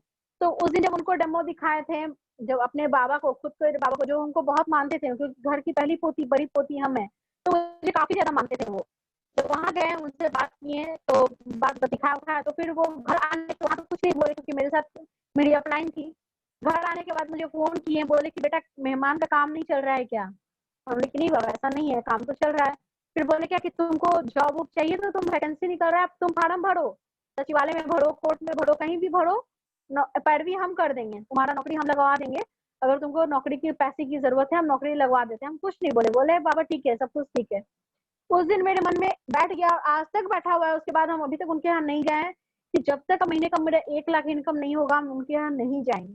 क्योंकि हम जाएंगे 1 लाख रुपए महीने के इनकम लेकर के, पैसा दिखाएंगे, उनको काजू का बर्फी खिलाएंगे और बोलेंगे बाबा कौन सा ऐसा नौकरी लगाते जहाँ मुझे 1 लाख महीने का मिलता है, वो भी मेरा passive income, not active income. तो फिर ये चीज मेरे मन में है और ये चीज मुझे करना है इस चीज को। इसके बाद वहां से फिर मेरा स्ट्रगल स्टार्ट हुआ, क्योंकि मेरे अंदर वो चीज होता है ना, कहते हैं ना जिद जो मेरे अंदर बचपन से जो था ना, वो जिद वहां पे मेरा एकदम हो गया कि अब तो मुझे इसको करना ही करना है, चाहे जो हो जाए। तो फिर हस्बैंड को, क्योंकि ये सब चीज हम उनसे शेयर नहीं करते थे, स्कूटी मेरे पास खरीदा गया था। अब क्योंकि मोदी केयर से पैसा भी आने लगा था, स्कूटी खरीद लिए थे। जब स्कूटी लेकर के सीखने के लिए फर्स्ट डे गए तो ये बोले कि स्कूटी तो खरीद ली, अब उसका पैसा कौन भरेगा? हमने कि आप टेंशन नहीं लीजिए, मोदी केयर से पैसा भर देंगे। ये मेरा मजाक उड़ा, बोले कि सूरज किधर से निकला है जरा देखे तो। हमने कि ठीक है आप देख लीजिए। और सच में उसके बाद इनसे 1 रुपया हम नहीं लिए और सारा पैसा मेरा मोदी केयर से पे ही मेरा स्कूटी का किस्त गया, इनसे 1 रुपया नहीं लिए।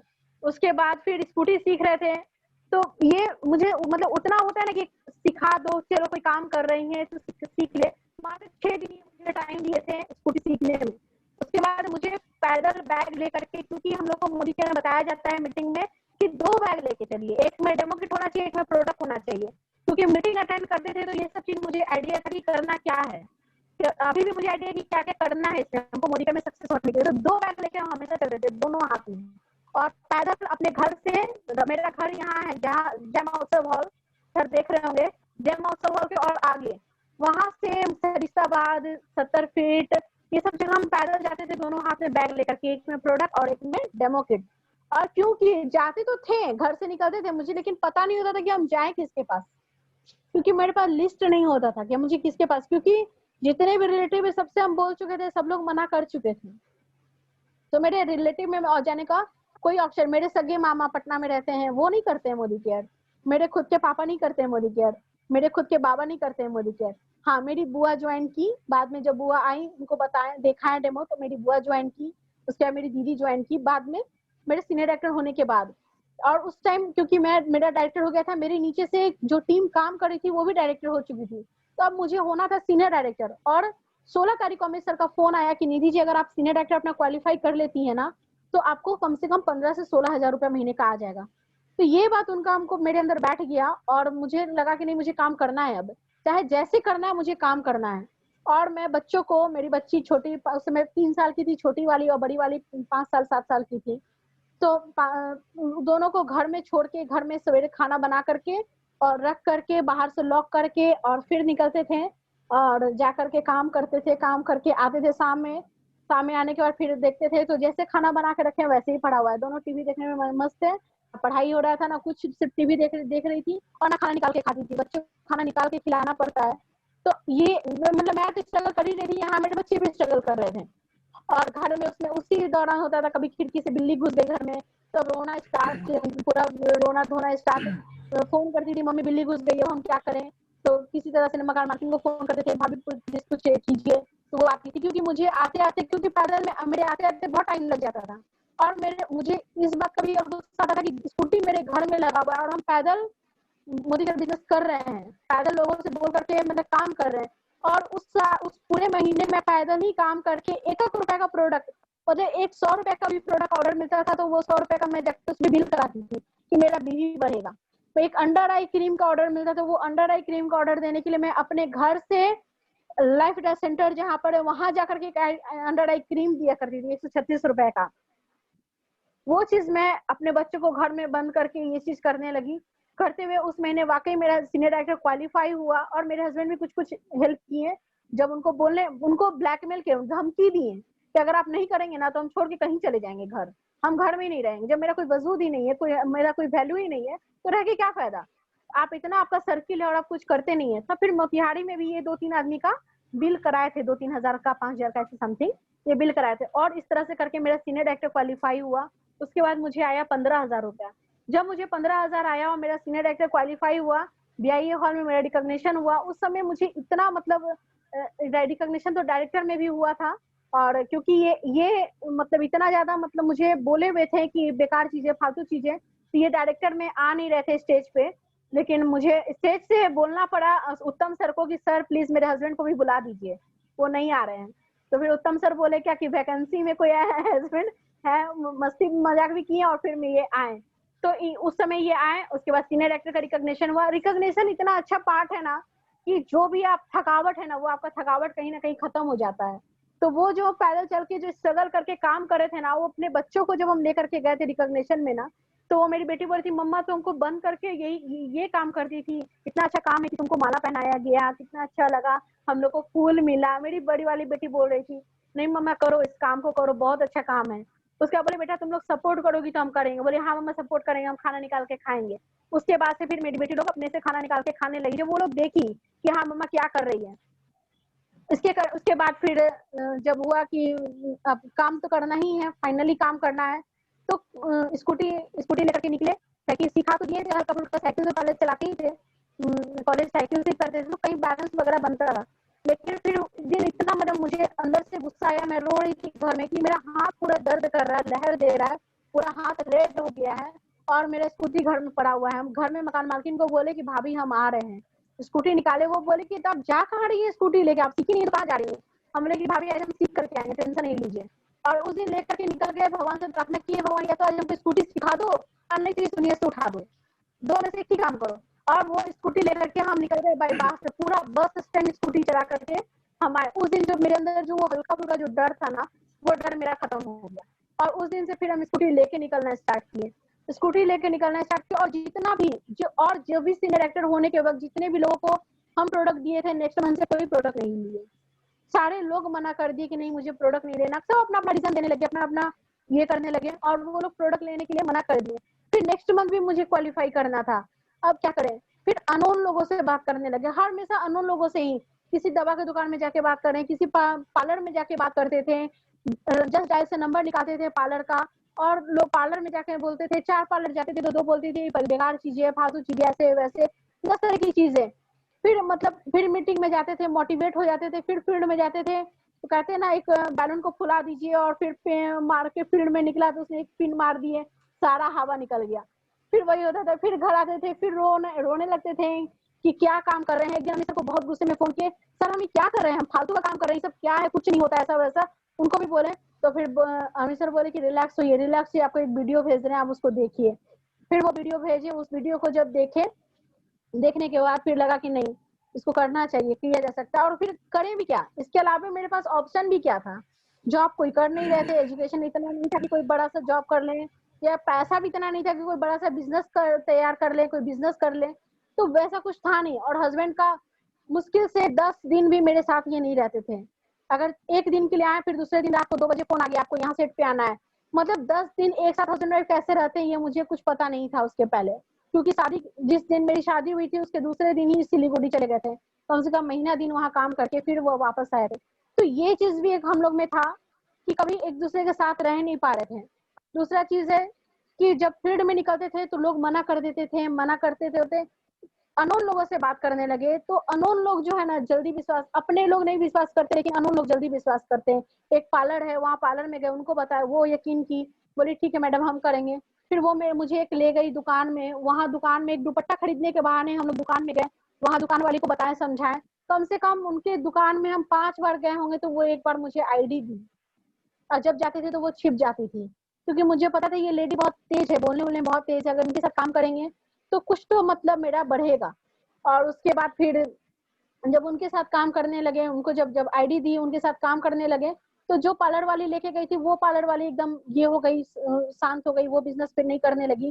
फिर वो मेरे साथ 2 ही दिन काम की, 2 दिन काम करके खेमनी चेक में मेरे आज बहुत अच्छा बड़ा टीम हो गया कि आज एलपी भी वो ले गए मेरा। कोई मतलब कहते हैं ना कि लोग कहते हैं क्या कि लिस्ट बनाइए, किसी पहचान हो तभी आप बिजनेस कर सकते हैं। नहीं, बिजनेस अगर आप करना चाह लेंगे ना तो भगवान आपको आदमी देंगे, कहाँ से देंगे नहीं पता, लेकिन अपने अंदर वो चीज होना चाहिए जज्बा कि मुझे करना है। तो उस समय मेरा ये था कि मुझे करना है ये बिजनेस को। और उस समय बिजनेस करते हुए ही मुझे फिर आया, पटाया का ट्रिप आया था, गोवा का ट्रिप आया था। तो उस टीम से मैं एक लेडी को गोवा क्वालिफाई करा दी, और उनको जो गोवा क्वालिफाई कराते कराते मेरा पटाया क्वालिफाई हो गया। मुझे पता नहीं मेरा पटाया कैसे क्वालिफाई हुआ, लेकिन मेरा पटाया क्वालिफाई हो गया। जब मेरा पटाया क्वालिफाई हो गया तो मुझे बोला गया पासपोर्ट, मेरे पास पासपोर्ट तो था नहीं, मेरे हस्बैंड का पासपोर्ट था, शादी से पहले ही बनाए हुए थे, लेकिन कभी कहीं का मुहर नहीं लगा था। पासपोर्ट तो बना हुआ था, बने बने वो एक्सपायर हो गया। एक्सपायर होने के बाद अब बोले कि पटाया तो जाना होगा तो पासपोर्ट रिन्यूअल कराना। वो पासपोर्ट को रिन्यूअल करवाएं और करा करके फिर वो मेरे हस्बैंड पटाया गए, थाईलैंड गए, जो वहाँ घूमे, इंजॉय किए। तो फिर उनको वो अपनी फीलिंग वो खुद ही बताएंगे, वो है साथ में, कि वहां जाने के बाद उनको कैसा फील हुआ। उसके बाद फिर जब सीनियर डायरेक्टर, क्योंकि काफी टाइम तक हम सीनियर डायरेक्टर थे, और कहते हैं ना जब आप कुछ करने निकलते हैं ना तो बाधा चारों तरफ से आता है। जब कुछ अच्छा काम कीजिए तो सडनली नहीं हो जाता। तो जब बच्चों को घर में बंद करके जब जाया करते थे ना, तो अगल बगल मेरे मोहल्ले के कुछ लोग ही हैं जो लोग देखने की, जो लेडीज दिन रात घर में बंद रहती थी वो अचानक निकलने लगी फील्ड में, घूमने लगी स्कूटी से, सुबह जाते थे शाम में आते थे। मतलब उसके बाद टीवी देखना क्या होता है, दोपहर में सोना क्या होता है, मुझे नहीं मालूम, आज तक नहीं मालूम कि टीवी का सीरियल में क्या हो रहा है, कौन सा सीरियल किस टाइम पे आ रहा है, और दोपहर का सोना क्या होता है। इस लॉकडाउन में भी मैं दोपहर में मात्र 1 दिन सोई हूँ, मैं नहीं सोती दोपहर में। तो ये चीज मेरे साथ हो रहा था। उसके बाद फिर हाँ, उसके बाद फिर जब ये क्वालिफाई किए हम लोग, पटाया थाईलैंड का क्वालिफाई किए। उसके पहले सीनियर डायरेक्टर थे, क्योंकि काफी टाइम तक हम सीनियर डायरेक्टर थे, 1.5 साल हो गया था सीनियर डायरेक्टर होते हुए, और मेरे डाउन लाइन से थे वो लोग एग्जीक्यूटिव डायरेक्टर हो गए थे। मुझे याद है आज भी, उस दिन आरपी सर का भी फोन मेरे पास आया था। मेरे डाउन लाइन जब एग्जीक्यूटिव डायरेक्टर हो गए थे तो मैं बहुत रोई थी कि मेरे डाउन लाइन आगे बढ़ गए, मेरे जो जूनियर थे वो मेरे से आगे बढ़ गए, क्योंकि वो काम कर रहे थे और मैं उतना काम अपना 100% नहीं दे पा रही थी। मुझे लोग टोंट भी मार रहे थे, बोल भी बहुत कुछ बोल रहे थे। यहाँ तक कि जब मेरे हस्बैंड नहीं रहते थे, मैं भी बाहर रहती थी, तो लोग मेरे बारे में ये तक बोल दिए कि लेडी अच्छी नहीं है, लेडी का कैरेक्टर अच्छा नहीं है। बहुत तरह की बातें हुई। मेरे मकान मालकिन इनको फोन करके सडनली बुलाई कि प्रीतम जी कहाँ हैं, आप घर पर आइए। ये आए, इनको बोली क्या कि आपकी वाइफ का कैरेक्टर अच्छा नहीं है, ये नहीं है, आप लोग घर खाली कर दीजिए, रूम खाली कर दीजिए। हम लोग बोले आखिर हुआ क्या भाभी, आप बताइए। तो पता चला कि जिनको हम इस बिजनेस में लेकर के आए हैं वही मेरे बारे में इतना अच्छा अच्छा स्टोरी बताएं कि मेरे मकान मालकिन पूरा मेरे से, हम लोग से खफाती। तो वो उनको बताएं कि भाभी देखिए मैं क्या काम करती हूँ, ये देखिए आप कहाँ कहाँ हम जाते हैं वो भी आप देखिए, क्योंकि हम लोग का स्टार्टिंग से ही था कि फोटो खींचना है और ग्रुप में डालना है, फोटो निकालना है ग्रुप में डालना है। तो हम लोग ग्रुप में फोटो डालते थे, तो सबको मालूम था, कहीं ना कहीं मेरे हस्बैंड को ही मालूम था कि कहाँ काम कर रही है, कहाँ काम कर रही है, अमित सर को ही मालूम था कहाँ काम कर रही है, जितने भी अप्लायंस सीरीज जो भी है सबको मालूम था कि काम कर रही है, निधि जी कहीं तो काम कर रही है, क्योंकि जहां भी जाते थे, जिस भी एरिया में जाते थे, हम लोग फोटो डालते थे ग्रुप में।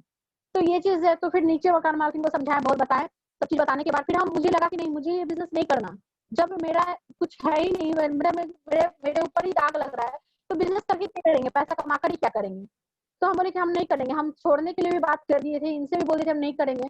उसके बाद फिर अमित सर भी फोन किया, वो भी बहुत कुछ समझाए, ये भी हमको मुझे समझाए कि देखो आदमी के ऊपर तभी कोई आदमी जब रोता है ना, जब तक बाधा नहीं आता है ना, वो इंसान सक्सेस नहीं करता। और तुम्हारे ऊपर बाधा आज आ रहा है तो तुम 100% सक्सेस करने वाली हो इस बिजनेस में, इसलिए अब तुम करो, हम तुम्हारे साथ है ना। फिर मेरी मकान मालकिन मुझे समझाई कि नहीं निधि आप कीजिए, आपको कौन रोक लेगा, हम देखते हैं कौन मेरे घर से आपको निकाल देता है, वो भी हम देखते हैं। तो उसके बाद आज भी मैं उसी घर में हूँ जिस घर में मैं थी, जिस घर से मुझे निकाला जा रहा था एक वक्त पे, आज मैं उसी घर में हूँ और मैं इस बिजनेस को कर रही हूँ कंटिन्यू। क्योंकि कुछ लोग चाह रहे थे कि मैं इस बिजनेस को छोड़ दूं, और उसको छोड़ने के लिए मेरे ऊपर 10 तरह के इल्जाम लगाए जा रहे थे। जब मैं मेरे डाउनलाइन जब एग्जीक्यूटिव डायरेक्टर हुए थे, और बहुत बड़ा लंबा सा एक मैसेज डाला गया था ग्रुप में जिसमें लिखा गया था सारे अपलाइन डाउनलाइन का नाम, मेरे नाम की जगह लिखा गया था सम पीपल जेलस।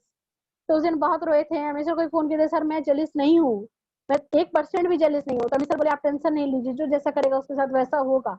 और उस दिन मुझे याद है आरपी सर भी मुझे फोन किए थे, मुझे बहुत समझाए थे, बताए थे कि आप काम कीजिए, करते रहिएगा तो जरूर आप आगे बढ़िएगा, सक्सेस होइएगा। मैं यकीन मानती हूँ करते भगवान होते हैं, वाकई में भगवान होते हैं, जो जहाँ थे वहां से वही है। आज मैं रेसिडेंशियल डायरेक्टर हूँ। सो थैंक यू करती हूँ मैं उस गॉड का कि आज मैं यहाँ पर पहुंच पाई हूँ। और छोटे छोटा स्ट्रगल करते करते, लोगों का ना सुनते सुनते, लोगों का ना सुनना, जैसे पहले स्टार्टिंग में रोते थे कि लोग ना बोल रहे हैं, लोग मना कर रहे हैं, आज मुझे लगता है क्या कि जो लोग ना बोल रहे हैं उन लोगों का मैं नाम नोट करके रख रही हूँ कि कितने लोग मुझे ना बोले, कितने लोग मुझे मना किए, क्योंकि वही सब सारे लोग हैं जिनके पास मैं जाऊंगी अपने अपने कार से, मोदी करके कार से, मोदी करके जब घर का गृह प्रवेश करूंगी तो मैं उन लोगों को इनवाइट करूंगी। उस जो लोग मुझे ना बोले, चाहे वो मेरे पड़ोसी हो, चाहे वो मेरे रिलेटिव हो, या मेरे फ्रेंड हो, कोई भी हो। तो ये मेरा एक अलग ही ड्रीम हो गया ना से। और सबसे सबसे ज्यादा सपोर्ट मुझे मिला सुलेखा मैम का। उनका कहीं पे भी कभी भी मुझे मतलब निराशा होती या निगेटिविटी आता, निगेटिविटी तो हमेशा आता है, निगेटिविटी आता तो मैं सुलेखा मैम का वीडियो देखती, उनका वीडियो सुनती, और उसके सुनने के बाद मुझे लगता कि नहीं मुझे ये करना है। कितनी बार आया कि मैं छोड़ दूं, नहीं करूं, लेकिन आज मैं थैंक यू करती हूँ समीर मोदी सर का कि मुझे ये एक प्लेटफॉर्म ऐसा बनाया। थैंक यू करती हूँ मैं उस गॉड का कि मुझे मोदी केयर लाके दिए। गौरव जी को थैंक यू कि इस लॉकडाउन पीरियड में, इस लॉकडाउन में आज मेरे घर में जो भी 2 टाइम का खाना, जो भी मेरा घर चल रहा है वो मोदी केयर के पैसे से चल रहा है। आज कहीं ना कहीं मेरे हस्बैंड को भी ये चीज का एहसास होगा, क्योंकि मार्च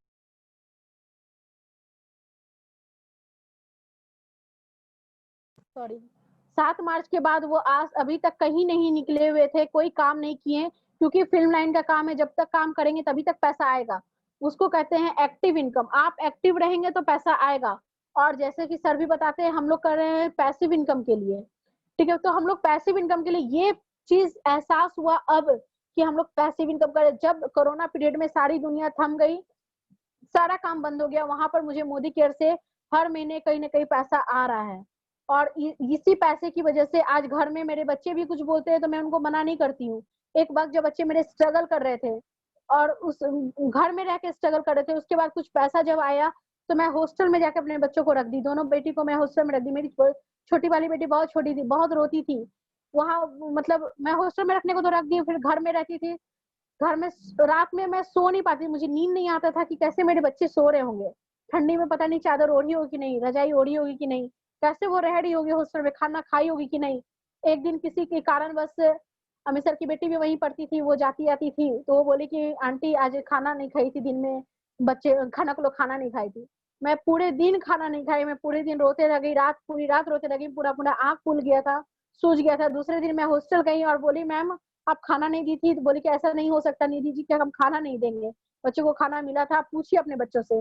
फिर उसके बाद थोड़ा सा तसल्ली आया कि नहीं चलो कुछ भी है मैम, कम से कम ये खाना पीना तो टाइम से दे रही है, घर में बच्चों को मैं खाना टाइम से नहीं दे पा रही थी। और इस सिचुएशन में ऐसा हुआ था कि मुझे रात को नींद नहीं आती थी, मुझे नींद की दवा लेनी पड़ती थी।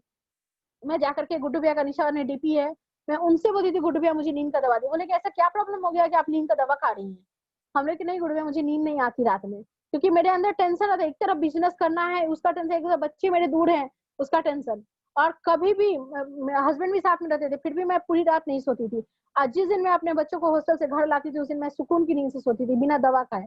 तो मेरे साथ बीच में ऐसा भी हुआ था कि मुझे दवा खा करके सोना पड़ता था, नींद की दवा लेकर के सोना पड़ता था, और उसके बाद सुबह उठ करके घर में खाना बनाए ना बनाए उससे मुझे फर्क नहीं पड़ता था, मेरा खाना बनाए। मुझे लगता था कि जब 1 घंटा हम खाना बना के अपना 1 घंटा समय बर्बाद करेंगे खाना बनाने में, हम 10 रुपए का बाहर कुछ खा लेंगे, लेकिन हम अपना 1 घंटा समय बर्बाद नहीं कर सकते। और मैं सुबह उठती थी 10 बजे, 8 बजे, 9 बजे, जय बजे भी टाइम होला, 5 बजे सुबह हम लोग निकल जाते थे। मैं निकल जाती थी स्कूटी लेकर के, कभी अपने डाउनलाइन किया जाके बैठ के, चलिए कहाँ चलना है काम करने।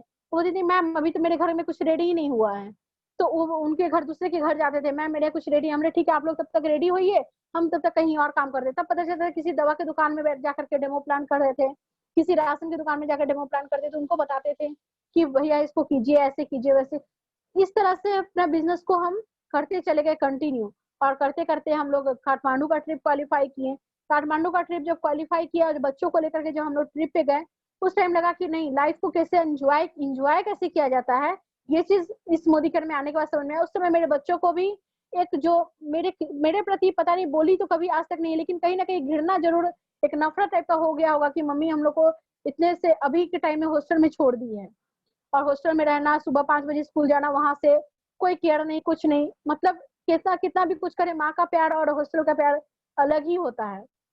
जब बच्चे मेरे ट्रिप पे गए, जब वहाँ एंजॉय किए, उन लोगों की खुशी देखी, तो उन लोग, तब मेरी बच्ची भी बोली कि नहीं मम्मी हम लोग हॉस्टल में ही रहेंगे।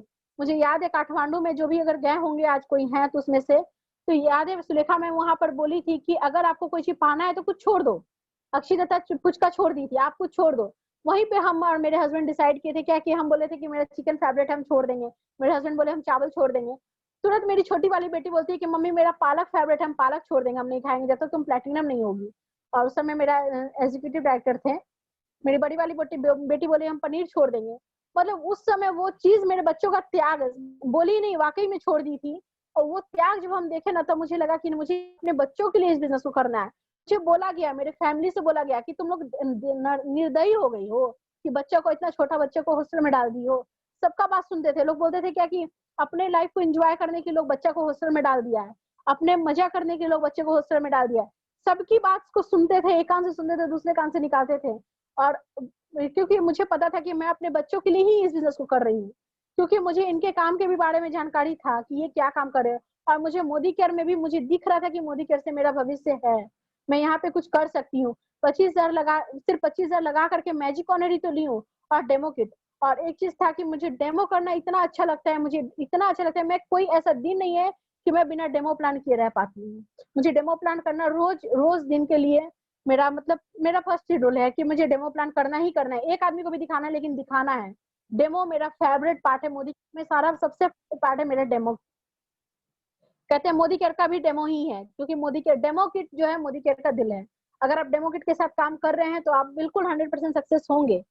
और अगर, और दूसरा चीज है कि अब जैसे जैसे आदमी काम जब करते जाता है ना, तो आपका विजन बड़ा होते जाता है। स्टार्टिंग हुआ था कि 10,000 रुपए तक आएगा तो भी काम चल जाएगा, लेकिन अब 10,000 35,000 आने लगा। उसके बाद भी मुझे लगता है कि नहीं, अब 50,000 आएगा, 1,00,000 रुपए आएगा, तब करेंगे। क्योंकि अब सुलेखा मैम का मीटिंग अटेंड करते, सुलेखा मैम बोलती है कि बड़ा सोचो, बड़ा सोचो, बड़ा बोलो। तो बड़ा सोचते सोचते अब यहाँ तक कि आप यकीन नहीं करेंगे, विजन बोर्ड पे मैं अपना प्राइवेट जेट का फोटो लगाई हूँ कि मुझे प्राइवेट जेट लेना है। 2000 करोड़ का प्राइवेट जेट लेना है मुझे, और ये मेरा ड्रीम हो गया। और इस ड्रीम के साथ मुझे अब इस बिजनेस को करना है। और अपने बच्चों का छोटा छोटा ड्रीम, बड़ा छोटा बड़ा जो भी ड्रीम है, उस चीज को मैं नोट करती हूँ, लिखती हूँ, ड्रीम बुक बनाई हूँ। अनूप सर का मीटिंग हुआ था, अनूप सर उस मीटिंग में बोले कि आपको लोगों को ड्रीम बुक बनाना है। टीम 30 का मीटिंग होता था बीच बीच में, तो उस मीटिंग में अनूप सर बोले कि सब लोगों को ड्रीम बुक बनाना है, ड्रीम बुक बना करके आप इस बिजनेस को कर सकते हैं। अगर ड्रीम बुक बनाएंगे तो नेक्स्ट मीटिंग में आप मेरे साथ रहेंगे, नहीं तो नेक्स्ट मीटिंग में मैं आपको गेट से बाहर कर दूंगा। सारे लोग को बोले थे, पर कौन बनाया नहीं बनाया मुझे नहीं पता, लेकिन मुझे वो बात मेरे दिमाग में बैठ गई और मैं ड्रीम बुक बनाई। ड्रीम बुक बनाने के बाद जब मैं ड्रीम बुक बनाई, उस ड्रीम बुक में मैं एक एक को फोटो, मैंने डिजिटल फोटो में निकलवा के ड्रीम बुक बनाई। मतलब उसमें मेरा खर्चा आया था 1500 रुपया। जब मेरे हस्बैंड आए तो बोले कि तुम पागल हो गई हो, क्या कर रही हो, ये सब तुम्हारा दिमाग खराब हो गया है। मेरे हस्बैंड जब ड्रीम बुक देखे, आधा ड्रीम बुक ही देखे थे, वो बोले कि तुम पागल हो गई हो। तो वाकई में मुझे भी लगा कि पागल हो गए। बोले कितना पैसा खर्च की, हमने 1500 रुपया। बोले कि 1500 रुपया तुम बर्बाद करके आई हो ना, बर्बाद कर दी हो ना। बहुत गुस्सा किए मेरे पे। मुझे लगा, लेकिन मन ही मन बोल रहे थे कि ड्रीम बुक मेरा 1500 नहीं है, करोड़ों का मेरा ड्रीम बुक है, ऐसे मत फेंकिए। और फिर उठा के अपना ड्रीम बुक अपने बैग में रख लिए, वो पूरा ड्रीम बुक भी नहीं देखे। और वो ड्रीम बुक में से सर यकीन करेंगे, मैं अपने डाउनलाइन के लिए 2 स्कूटी लिखी हुई, 5 डाउनलाइन जो मेरी मतलब उससे मेरे सब साथ काम कर रही थी, उन लोगों के लिए लिखी थी कि मैंने इनको स्कूटी दिलवाना है। उसमें से 2 लोगों का पूरा हुआ। उस ड्रीम बुक में जितना भी ड्रीम था उसमें से मेरा काफी सारा ड्रीम पूरा हुआ। उसमें मुझे ये नहीं पता था कि कभी थाईलैंड भी जाएंगे, लेकिन उसमें थाईलैंड का भी फोटो लगा हुआ था और थाईलैंड का भी ड्रीम पूरा हुआ, काठमांडू का ड्रीम पूरा हुआ। और मतलब ड्रीम बुक में जो भी चीज हम लगाए थे उसमें से 10% मेरा पूरा हुआ। जब 10% पूरा हुआ तो मुझे अब 110% यकीन है कि अपने ड्रीम बुक में हम जो ड्रीम लिख देंगे, जिस चीज का फोटो चिपका देंगे, वो मेरा पूरा होना ही होना है, वो मेरा पूरा होगा। इसलिए मुझे आज भी मैं जब विजन बोर्ड बनाई और अपने विजन बोर्ड में प्राइवेट जेट का फोटो लगाई हूँ ना, तभी मेरे हस्बैंड बोले कि मतलब ज्यादा नहीं बोले, कम बोले कि तुम्हारा दिमाग खराब हो गया है। हमने कि ठीक है, समझिए दिमाग ही खराब सही, ड्रीम बुक बनाने में, ड्रीम सोचने में पैसा थोड़ी लगता है, जब तक सोचेंगे नहीं तो पूरा करेंगे कैसे। तो ये चीज है। और मेरा आगे का भी मेरा बहुत सारा ड्रीम है कि मुझे अपने, अब खुद तो मुझे सक्सेस होना ही है, मुझे तो जीबीटी जाना ही, अपने साथ साथ अपने टीम से बहुत ऐसी महिला हैं जो, जब मैं हर घर में जाती हूँ तो मैं देखती हूँ बहुत ऐसी लेडी हैं जो बहुत कुछ करना चाहती हैं, लेकिन कहीं ना कहीं कुछ कर नहीं पा रही हैं। उन लोगों को मुझे सपोर्ट करना है, उन लोगों को वहां से निकालना है, निकाल के एक जगह पे ले जाना है जहां पर आज मैं हूँ। मुझे आज अच्छा लगता है कि लोग मुझे पहचान रहे हैं, मेरा अपना भी नाम हुआ, मेरा अपना पहचान बना। आज मुझे मिस्टी मिशन के डायरी में मेरा खुद का फोटो छपा है, मुझे ये चीज बहुत अच्छा लगता है। एक वक्त था कि मैं फोन करके लोगों को बोलती थी कि मैं प्रीतम जी की वाइफ हूँ। आज आज नहीं, जब कहीं गया हम लोग गए हुए थे मीटिंग में, वहां पर जब मेरे हस्बैंड जब रवि सर से बोले गुड मॉर्निंग सर, मैं निधि का हस्बैंड हूँ, मुझे बहुत अच्छा लगा, अंदर से बहुत सुकून मिला कि मैं भी कुछ हूँ, मेरा भी कोई नाम है, मेरा भी कोई पहचान बन रहा है। मतलब ये छोटा छोटा इंसिडेंट हुआ जिसकी वजह से मुझे और ज्यादा इस बिजनेस में ये मिला कि नहीं, मुझे करना है इस बिजनेस को। और ये जितना भी ताना मिला, जितना भी मेरे साथ जो सब कुछ हुआ, वो सारा चीज एक साइड, और आज जो मुझे मोदी केयर से मिल रहा है वो सब एक तरफ। और आज मुझे फिर फर्क नहीं पड़ता कौन मेरे साथ है कौन मेरे साथ नहीं है। आज मेरे पापा खुद के पापा मुझे बोले कि पासबुक का फोटो खींच के भेजो, तब हम देखेंगे कितना तुमको पैसा आ रहा है, तो फिर हम सोचेंगे कि आईडी देना है कि नहीं देना है। क्योंकि मैं नहीं बोली, मेरी सिस्टर बोली थी। तो मैं पासबुक का पूरा फोटो खींच करके हर मंथ का 2 साल का फोटो खींच करके मैं उनको भेजी हूँ। तो उनका उधर से आईडी आया मेरे थ्रू, मेरे डायरेक्टली मुझे नहीं, मेरी बहन के थ्रू उनका आईडी मुझे मिला है, और वो बोले कि मुझे काम करना है। इस तरह से धीरे धीरे लोग आ रहे हैं, जो लोग पहले मुझे ना किए वो लोग आज बोल रहे हैं कि हाँ ठीक है। लेकिन मुझे यकीन है जितने भी लोग मुझे ना किए हैं ना, वो सारे लोग एक दिन मेरे साथ ही रहेंगे, इस बिजनेस में मेरे साथ रहेंगे। वो बस वक्त का इंतजार है। और जीबीडी तो खैर मैं इसलिए बिजनेस में, मुझे अगले साल तक तो जीबीडी हो जाना है। और अपने टीम से मेरा ये ड्रीम है कि अपनी टीम से 10 लेडीज को अपने साथ जीबीडी बनाना है, अपने साथ उनको लेकर के स्टेज पे जाना है रिकॉग्निशन में। वो ये मेरा ड्रीम है, पहले प्लेटिनम ले जाना, उसके बाद फिर उनको जीबीडी लेके जाना है। और इसी ड्रीम के साथ मैं बिजनेस को कर रही हूँ, अपने बच्चों का हर ड्रीम पूरा करना है। और सबसे अच्छा चीज मुझे इस लॉकडाउन में जो मुझे लगा, मेरा घर जैसे चल रहा था वैसे ही चला, थोड़ा सा भी ऊपर नीचे नहीं हुआ। मेरे हस्बैंड जहाँ 10 दिन रहते थे तो 10 दिन में वो बहुत किचकिच करते थे, फ्रस्ट्रेट होते थे। वो 6 महीना मेरे साथ रहे, 6 महीने में कोई फ्रस्ट्रेशन नहीं, कोई गुस्सा नहीं, कोई बेवजह का टेंशन नहीं। मतलब इतना अच्छा लाइफ को एंजॉय किए हम लोग ये कोरोना पीरियड पे। और मोबाइल से जिन लोगों से हम लोग जाके नहीं मिल पाते थे, उन लोगों से फोन पे डील करके, उन लोगों को फोन से बता करके, असम है, दिल्ली है, कलकत्ता है, लोगों को हम लोग ज्वाइन कराए, काम किए, और बहुत अच्छा लगा। और थैंक यू सर कि मुझे ये मौका देने के लिए, आरपी सर। और आपसे तो मैं बहुत कुछ सीखती हूँ सर का इतना सिंपल सा बिजनेस प्लान, और सर से मैं सीख लेती हूँ, आज सीख करके अपनी टीम पे अप्लाई करती हूँ। तो थैंक यू सर, आप लोगों से बहुत कुछ सीखने को मिलता है मुझे। थैंक यू मेरे जितने भी अपलाइन है, सारे अपलाइन सीरीज को थैंक यू, टीम मिशन को थैंक यू। और समीर मोदी सर जिन्होंने इतना बढ़िया प्लेटफॉर्म बनाया, ये हम लेडीज के लिए बनाए ये बिजनेस। सही मानिए तो ये बिजनेस लेडीज के लिए, अगर जेंट्स भी कर रहे हैं तो अपनी वाइफ को इन्वॉल्व कीजिए, क्योंकि चीनी में चाय में चाय पत्ती मोदी केयर का कितना पड़ता है और टाटा टी गोल्ड कितना पड़ता है, ये लेडीज बता सकती हैं। अगर आप दाल बना रहे हैं तो मार्केट का कितना चम्मच उसमें हल्दी पड़ रहा है और मोदी का कितना चैनल में हल्दी पड़ा है, ये एक लेडीज बता सकती है। मार्केट का सर्फ एक्सेल कितना लगता है और मोदी केयर का सर्फ कितना लगता है, एक लेडीज ही बता सकती है। तो कहीं ना कहीं ये पूरा कॉन्सेप्ट लेडीज के लिए बना हुआ है। जेंट्स लोग इस बिजनेस को कर रहे हैं, अच्छा कर रहे हैं, लेकिन ये बिजनेस लेडीज के लिए ही है। जो जितनी भी महिला, जितनी भी लेडी हैं, आप सब लोगों से रिक्वेस्ट है, ये हम लोगों के लिए एक बहुत ही बढ़िया गोल्डन चांस है कि हम लोग यहाँ पर अपना कुछ कर सकते हैं और इसमें हम लोगों को करना चाहिए। ये कहते हैं ना, मौका मिले तो चौका मार दो। ये मोदी केयर हम लोगों लेडीज के लिए वो मौका लेकर के आया है जिसपे कि हम लोगों को सिर्फ चौका मारना है। और धीरे धीरे इस बिजनेस को कीजिए, आराम से कीजिए, जैसे कीजिए, मैजिक कॉर्नर के साथ कीजिए, डेमो किट के साथ। आप डेमो दिखाते दिखाते एक दिन आप इतना एंजॉय करने लगेंगे ना डेमो दिखाने में, दिखाते दिखाते, कि आपको लगेगा कि नहीं, मुझे डेमो करने बिना तो नींद ही नहीं आएगी। और अब इतना अच्छा मेरे डाउनलाइन से रिलेशन इतना अच्छा हो गया है कि वो लोगों के साथ मतलब अगर डेली नहीं बात करें तो लगता है कुछ अधूरा अधूरा सा, और एक अलग कनेक्शन हो गया। हम लोग एक लेडीज मीटिंग करते हैं, हम लोग लेडीज पार्टी करते हैं, बहुत इंजॉय करते हैं। एक अलग लाइफ है, घर परिवार तो है ही, उसके साथ ही अलग लाइफ है। कुछ लोग जान रहे हैं, पहचान रहे हैं।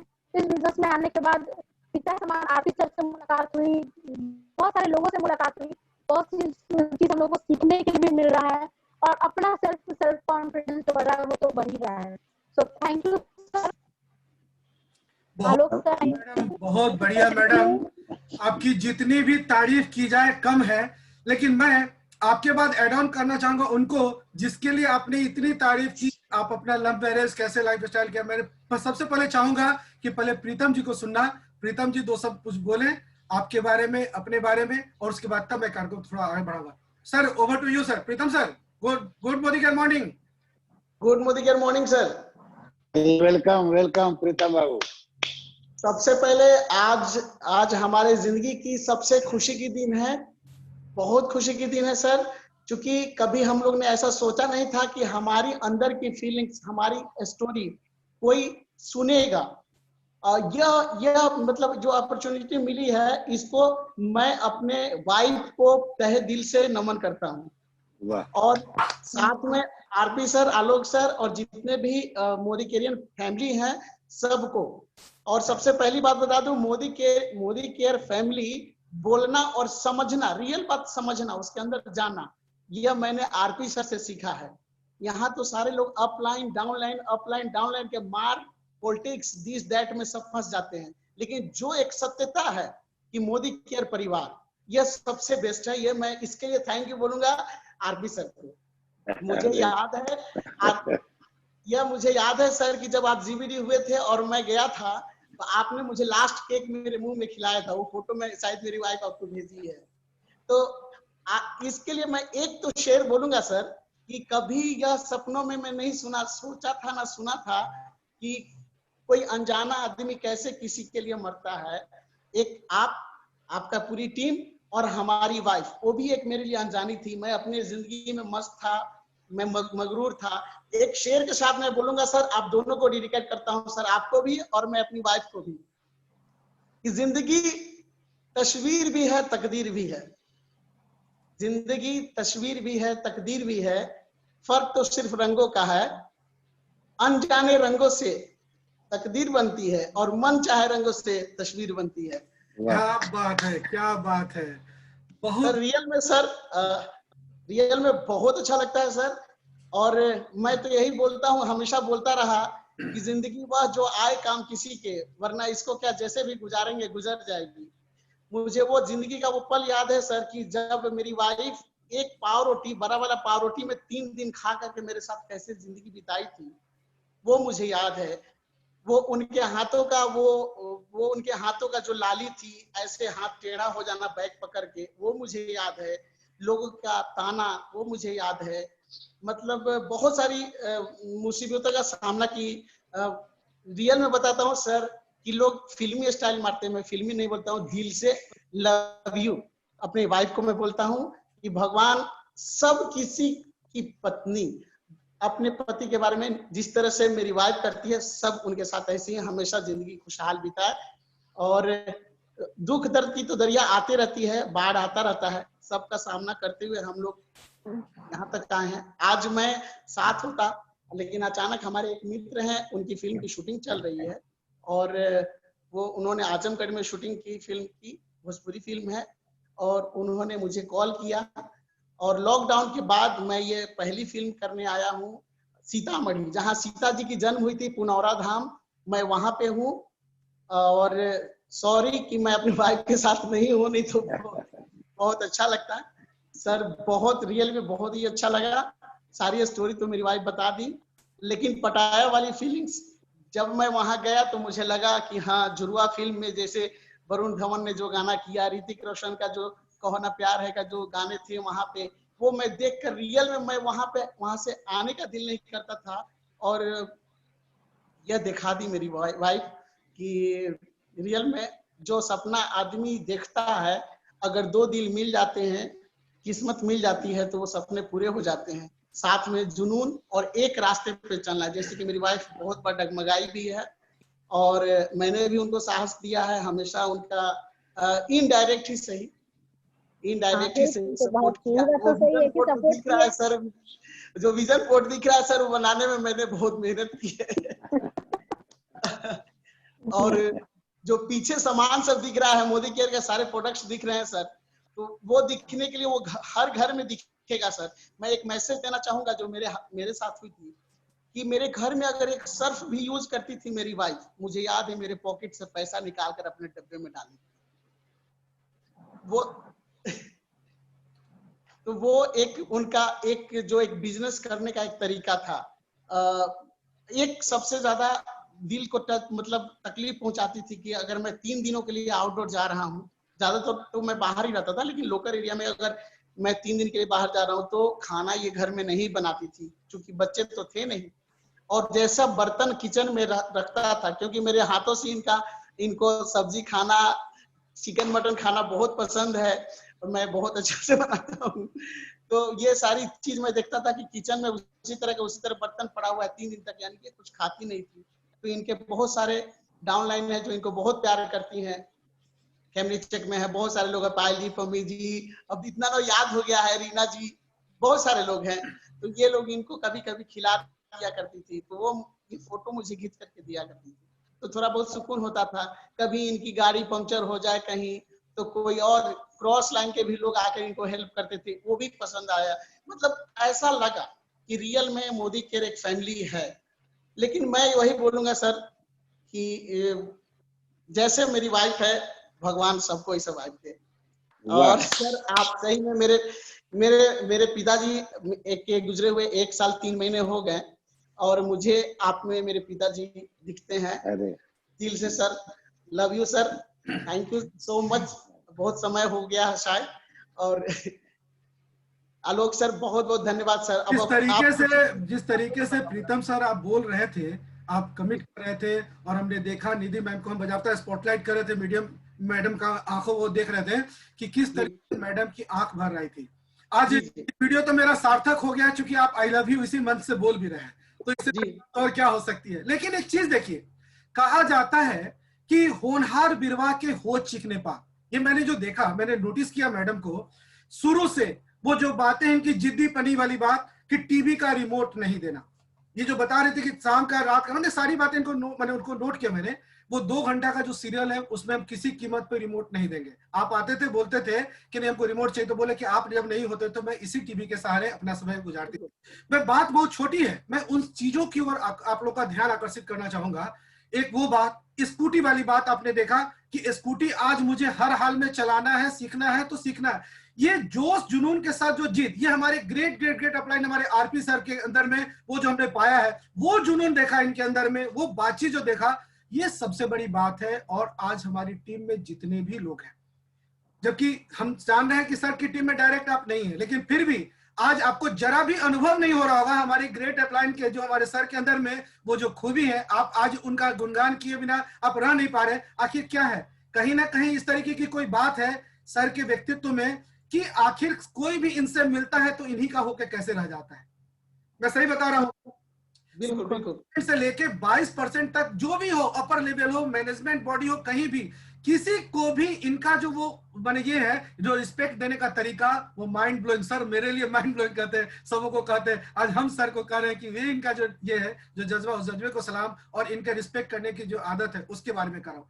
तो और सबसे बड़े जानते हैं आप प्रीतम सर और मैं निधि मैम को बोलना चाहूंगा कि हम लोग गौरवान्वित अपने आप को महसूस करते हैं कि हमारे इस तरीके ग्रेट ग्रेट ग्रेट अपलाइन है, इस परिवार से हम आते हैं।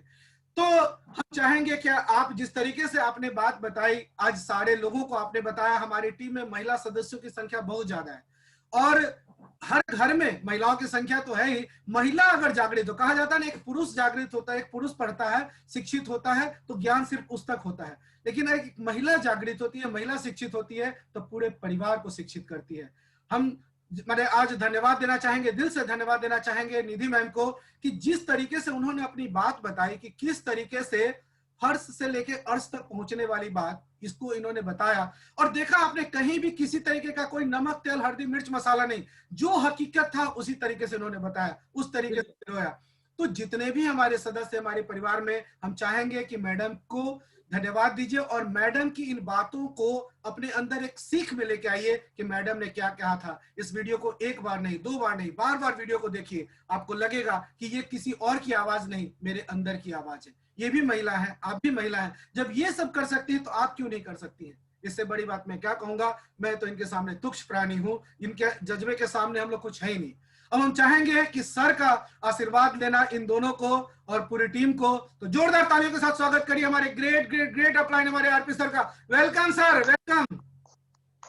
देखिए, हम तो दिल से बहुत गौरवान्वित है अंदर से कि जो हम सोच रहे थे कि हमारी देश की जितना बेटियां हैं, बहुएं हैं, सभी को इस तरह से सपोर्ट मिले और वो अपना पहचान बनावे। देखिए, इनको अंदर आत्मा कितना पहले ही से झकझोर रहा था कि मेरा अपना कहीं नाम हो। अब आज के डेट में आज हम लोग भी बुलाए हैं यहाँ, वहां में लिखे हैं निधि मैडम और एंड प्रीतम बाबू के बाद में नाम, तो इनका पहले नाम जुड़ा है। तो हम लोग यही चाहते हैं कि जितने हमारी बेटियां देख रही हैं और जितने बहुएं हैं, जितना माँ है, जितनी बहन है, सब लोग को हम चाहते हैं कि यदि बेटा घर में है तो बेटा अपने माँ को सहयोग करें, आपकी बहन को सहयोग करें, भाई जो हैं, और प्रीतम बाबू जैसे हो जो देखिए अभी सही बोल रहे हैं कि कितना सहयोग करें। दूसरा आदमी जो आप देखे होंगे, जो डिक्टेटरशिप वाला आदमी होता है वो सोचता है कि इसका पहचान बन जाएगा।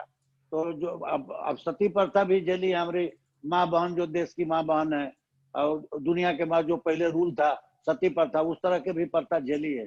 तो इस तरह के भी लोग बहुत पति होते हैं जो डिक्टेटरशिप चाहते हैं, लेकिन हमारे प्रीतम बाबू तो देख लीजिए सहयोग कर रहे हैं, साइड से सहयोग कर रहे हैं, सब कुछ कर रहे हैं। तो हम तो सभी को ये बात बोलना चाहेंगे कि आप सभी लोग ऐसे अपने पत्नी को भी पहचान बनाने का मौका दीजिए। दिमाग को आप उतने तक सीमित मत रखिए। अब जब देश के विकास के बात जहाँ होता है, देश के विकास के बाद चाहे दुनिया के विकास के बात होता है, तो जब तक हम दोनों चक्का कंप्लीट नहीं रहेगा, गाड़ी कभी नहीं चल सकती है। तो जीवन के गाड़ी जब नहीं चलेगी, देश के विकास संभव नहीं है।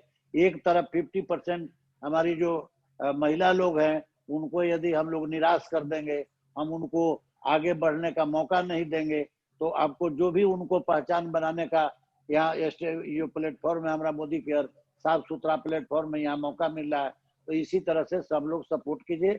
देखिए, निधि मैडम शुरू में स्ट्रगल की हैं, अब आज के डेट में देखिए हर जगह इनको मान सम्मान मिल रहा है। हम लोग कहने के लिए क्रॉस लाइन आप कह सकते हैं, लेकिन हम लोग ऐसा नहीं मानते हैं। हम लोग ये मानते हैं कि पूरा हमारा जो मोदी केयर परिवार है, कोई ना क्रॉस लाइन होता है और ना कोई डाउन लाइन होता है। जब हम ऐसे भी, अब जब एक बार जब बोल देते हैं कि मोदी केयर परिवार, तो फिर परिवार में कोई भेदभाव नहीं। कैसे कह रहे हैं कि पिता तुल्य है?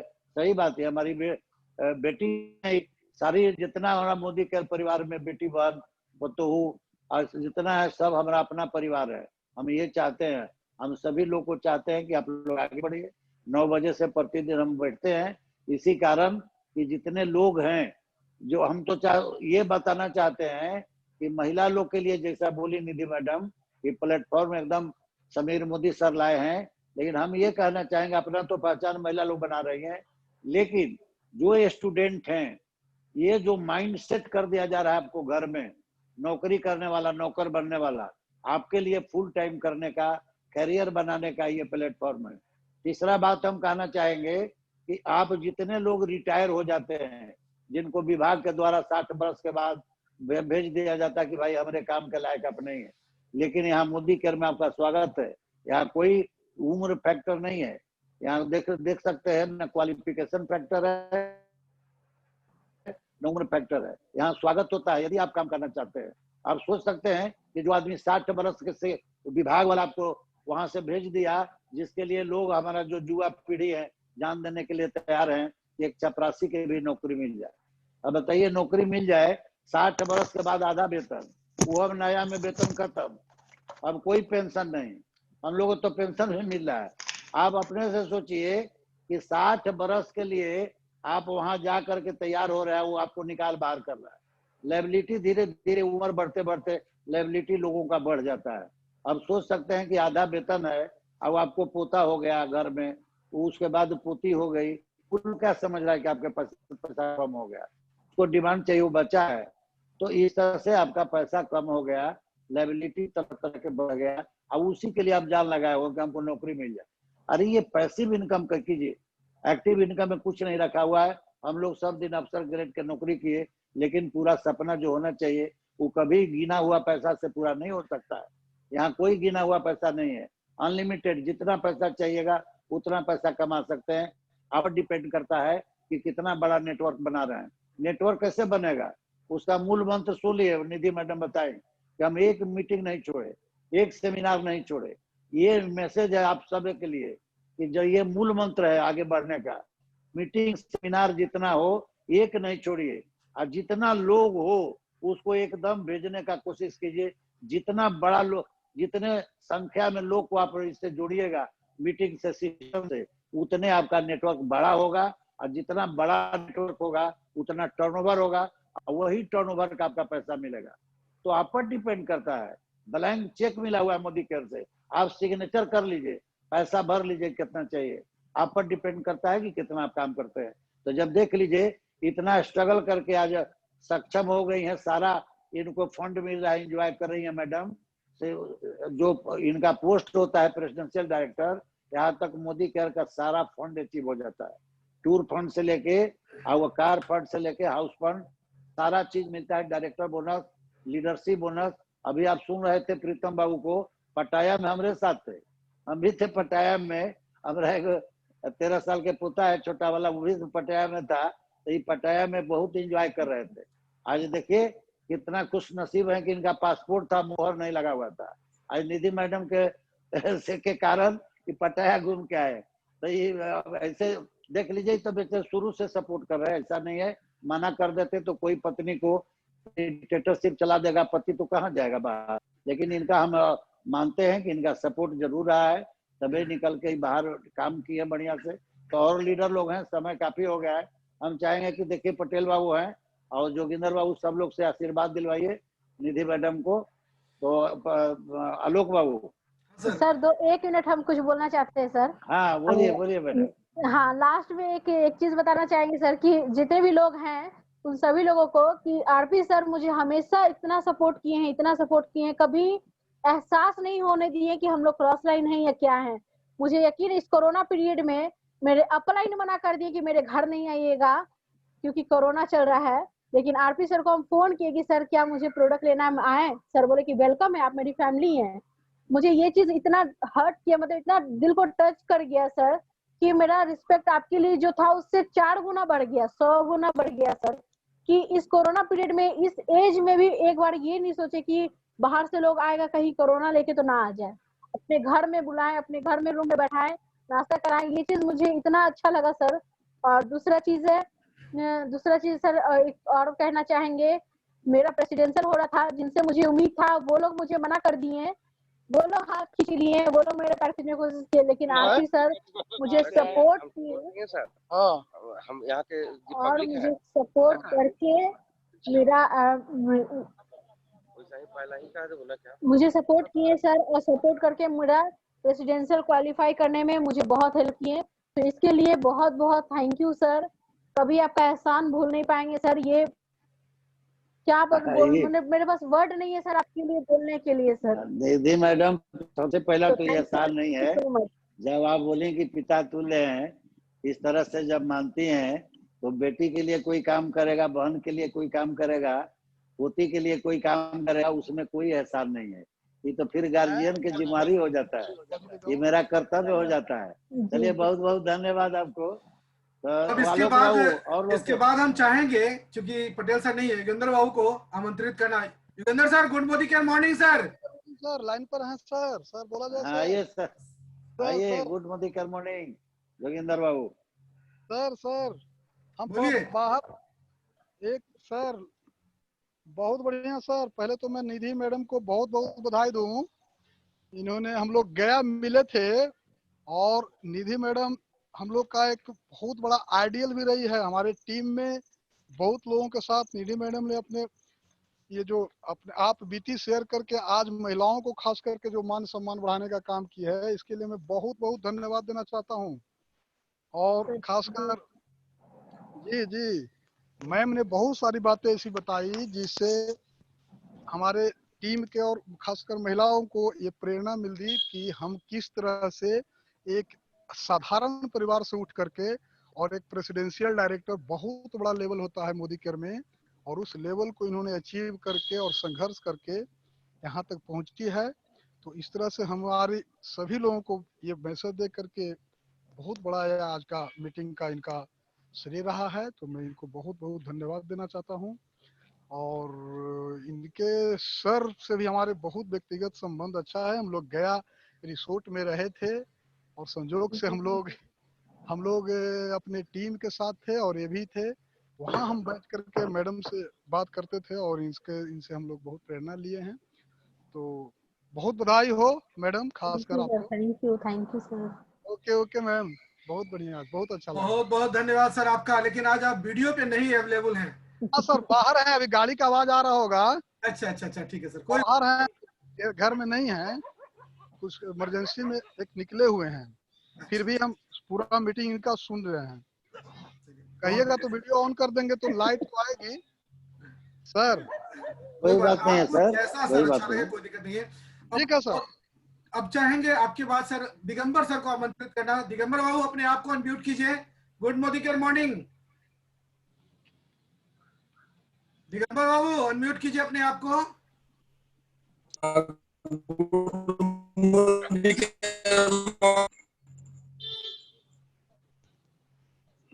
हाँ सर, बोलिए।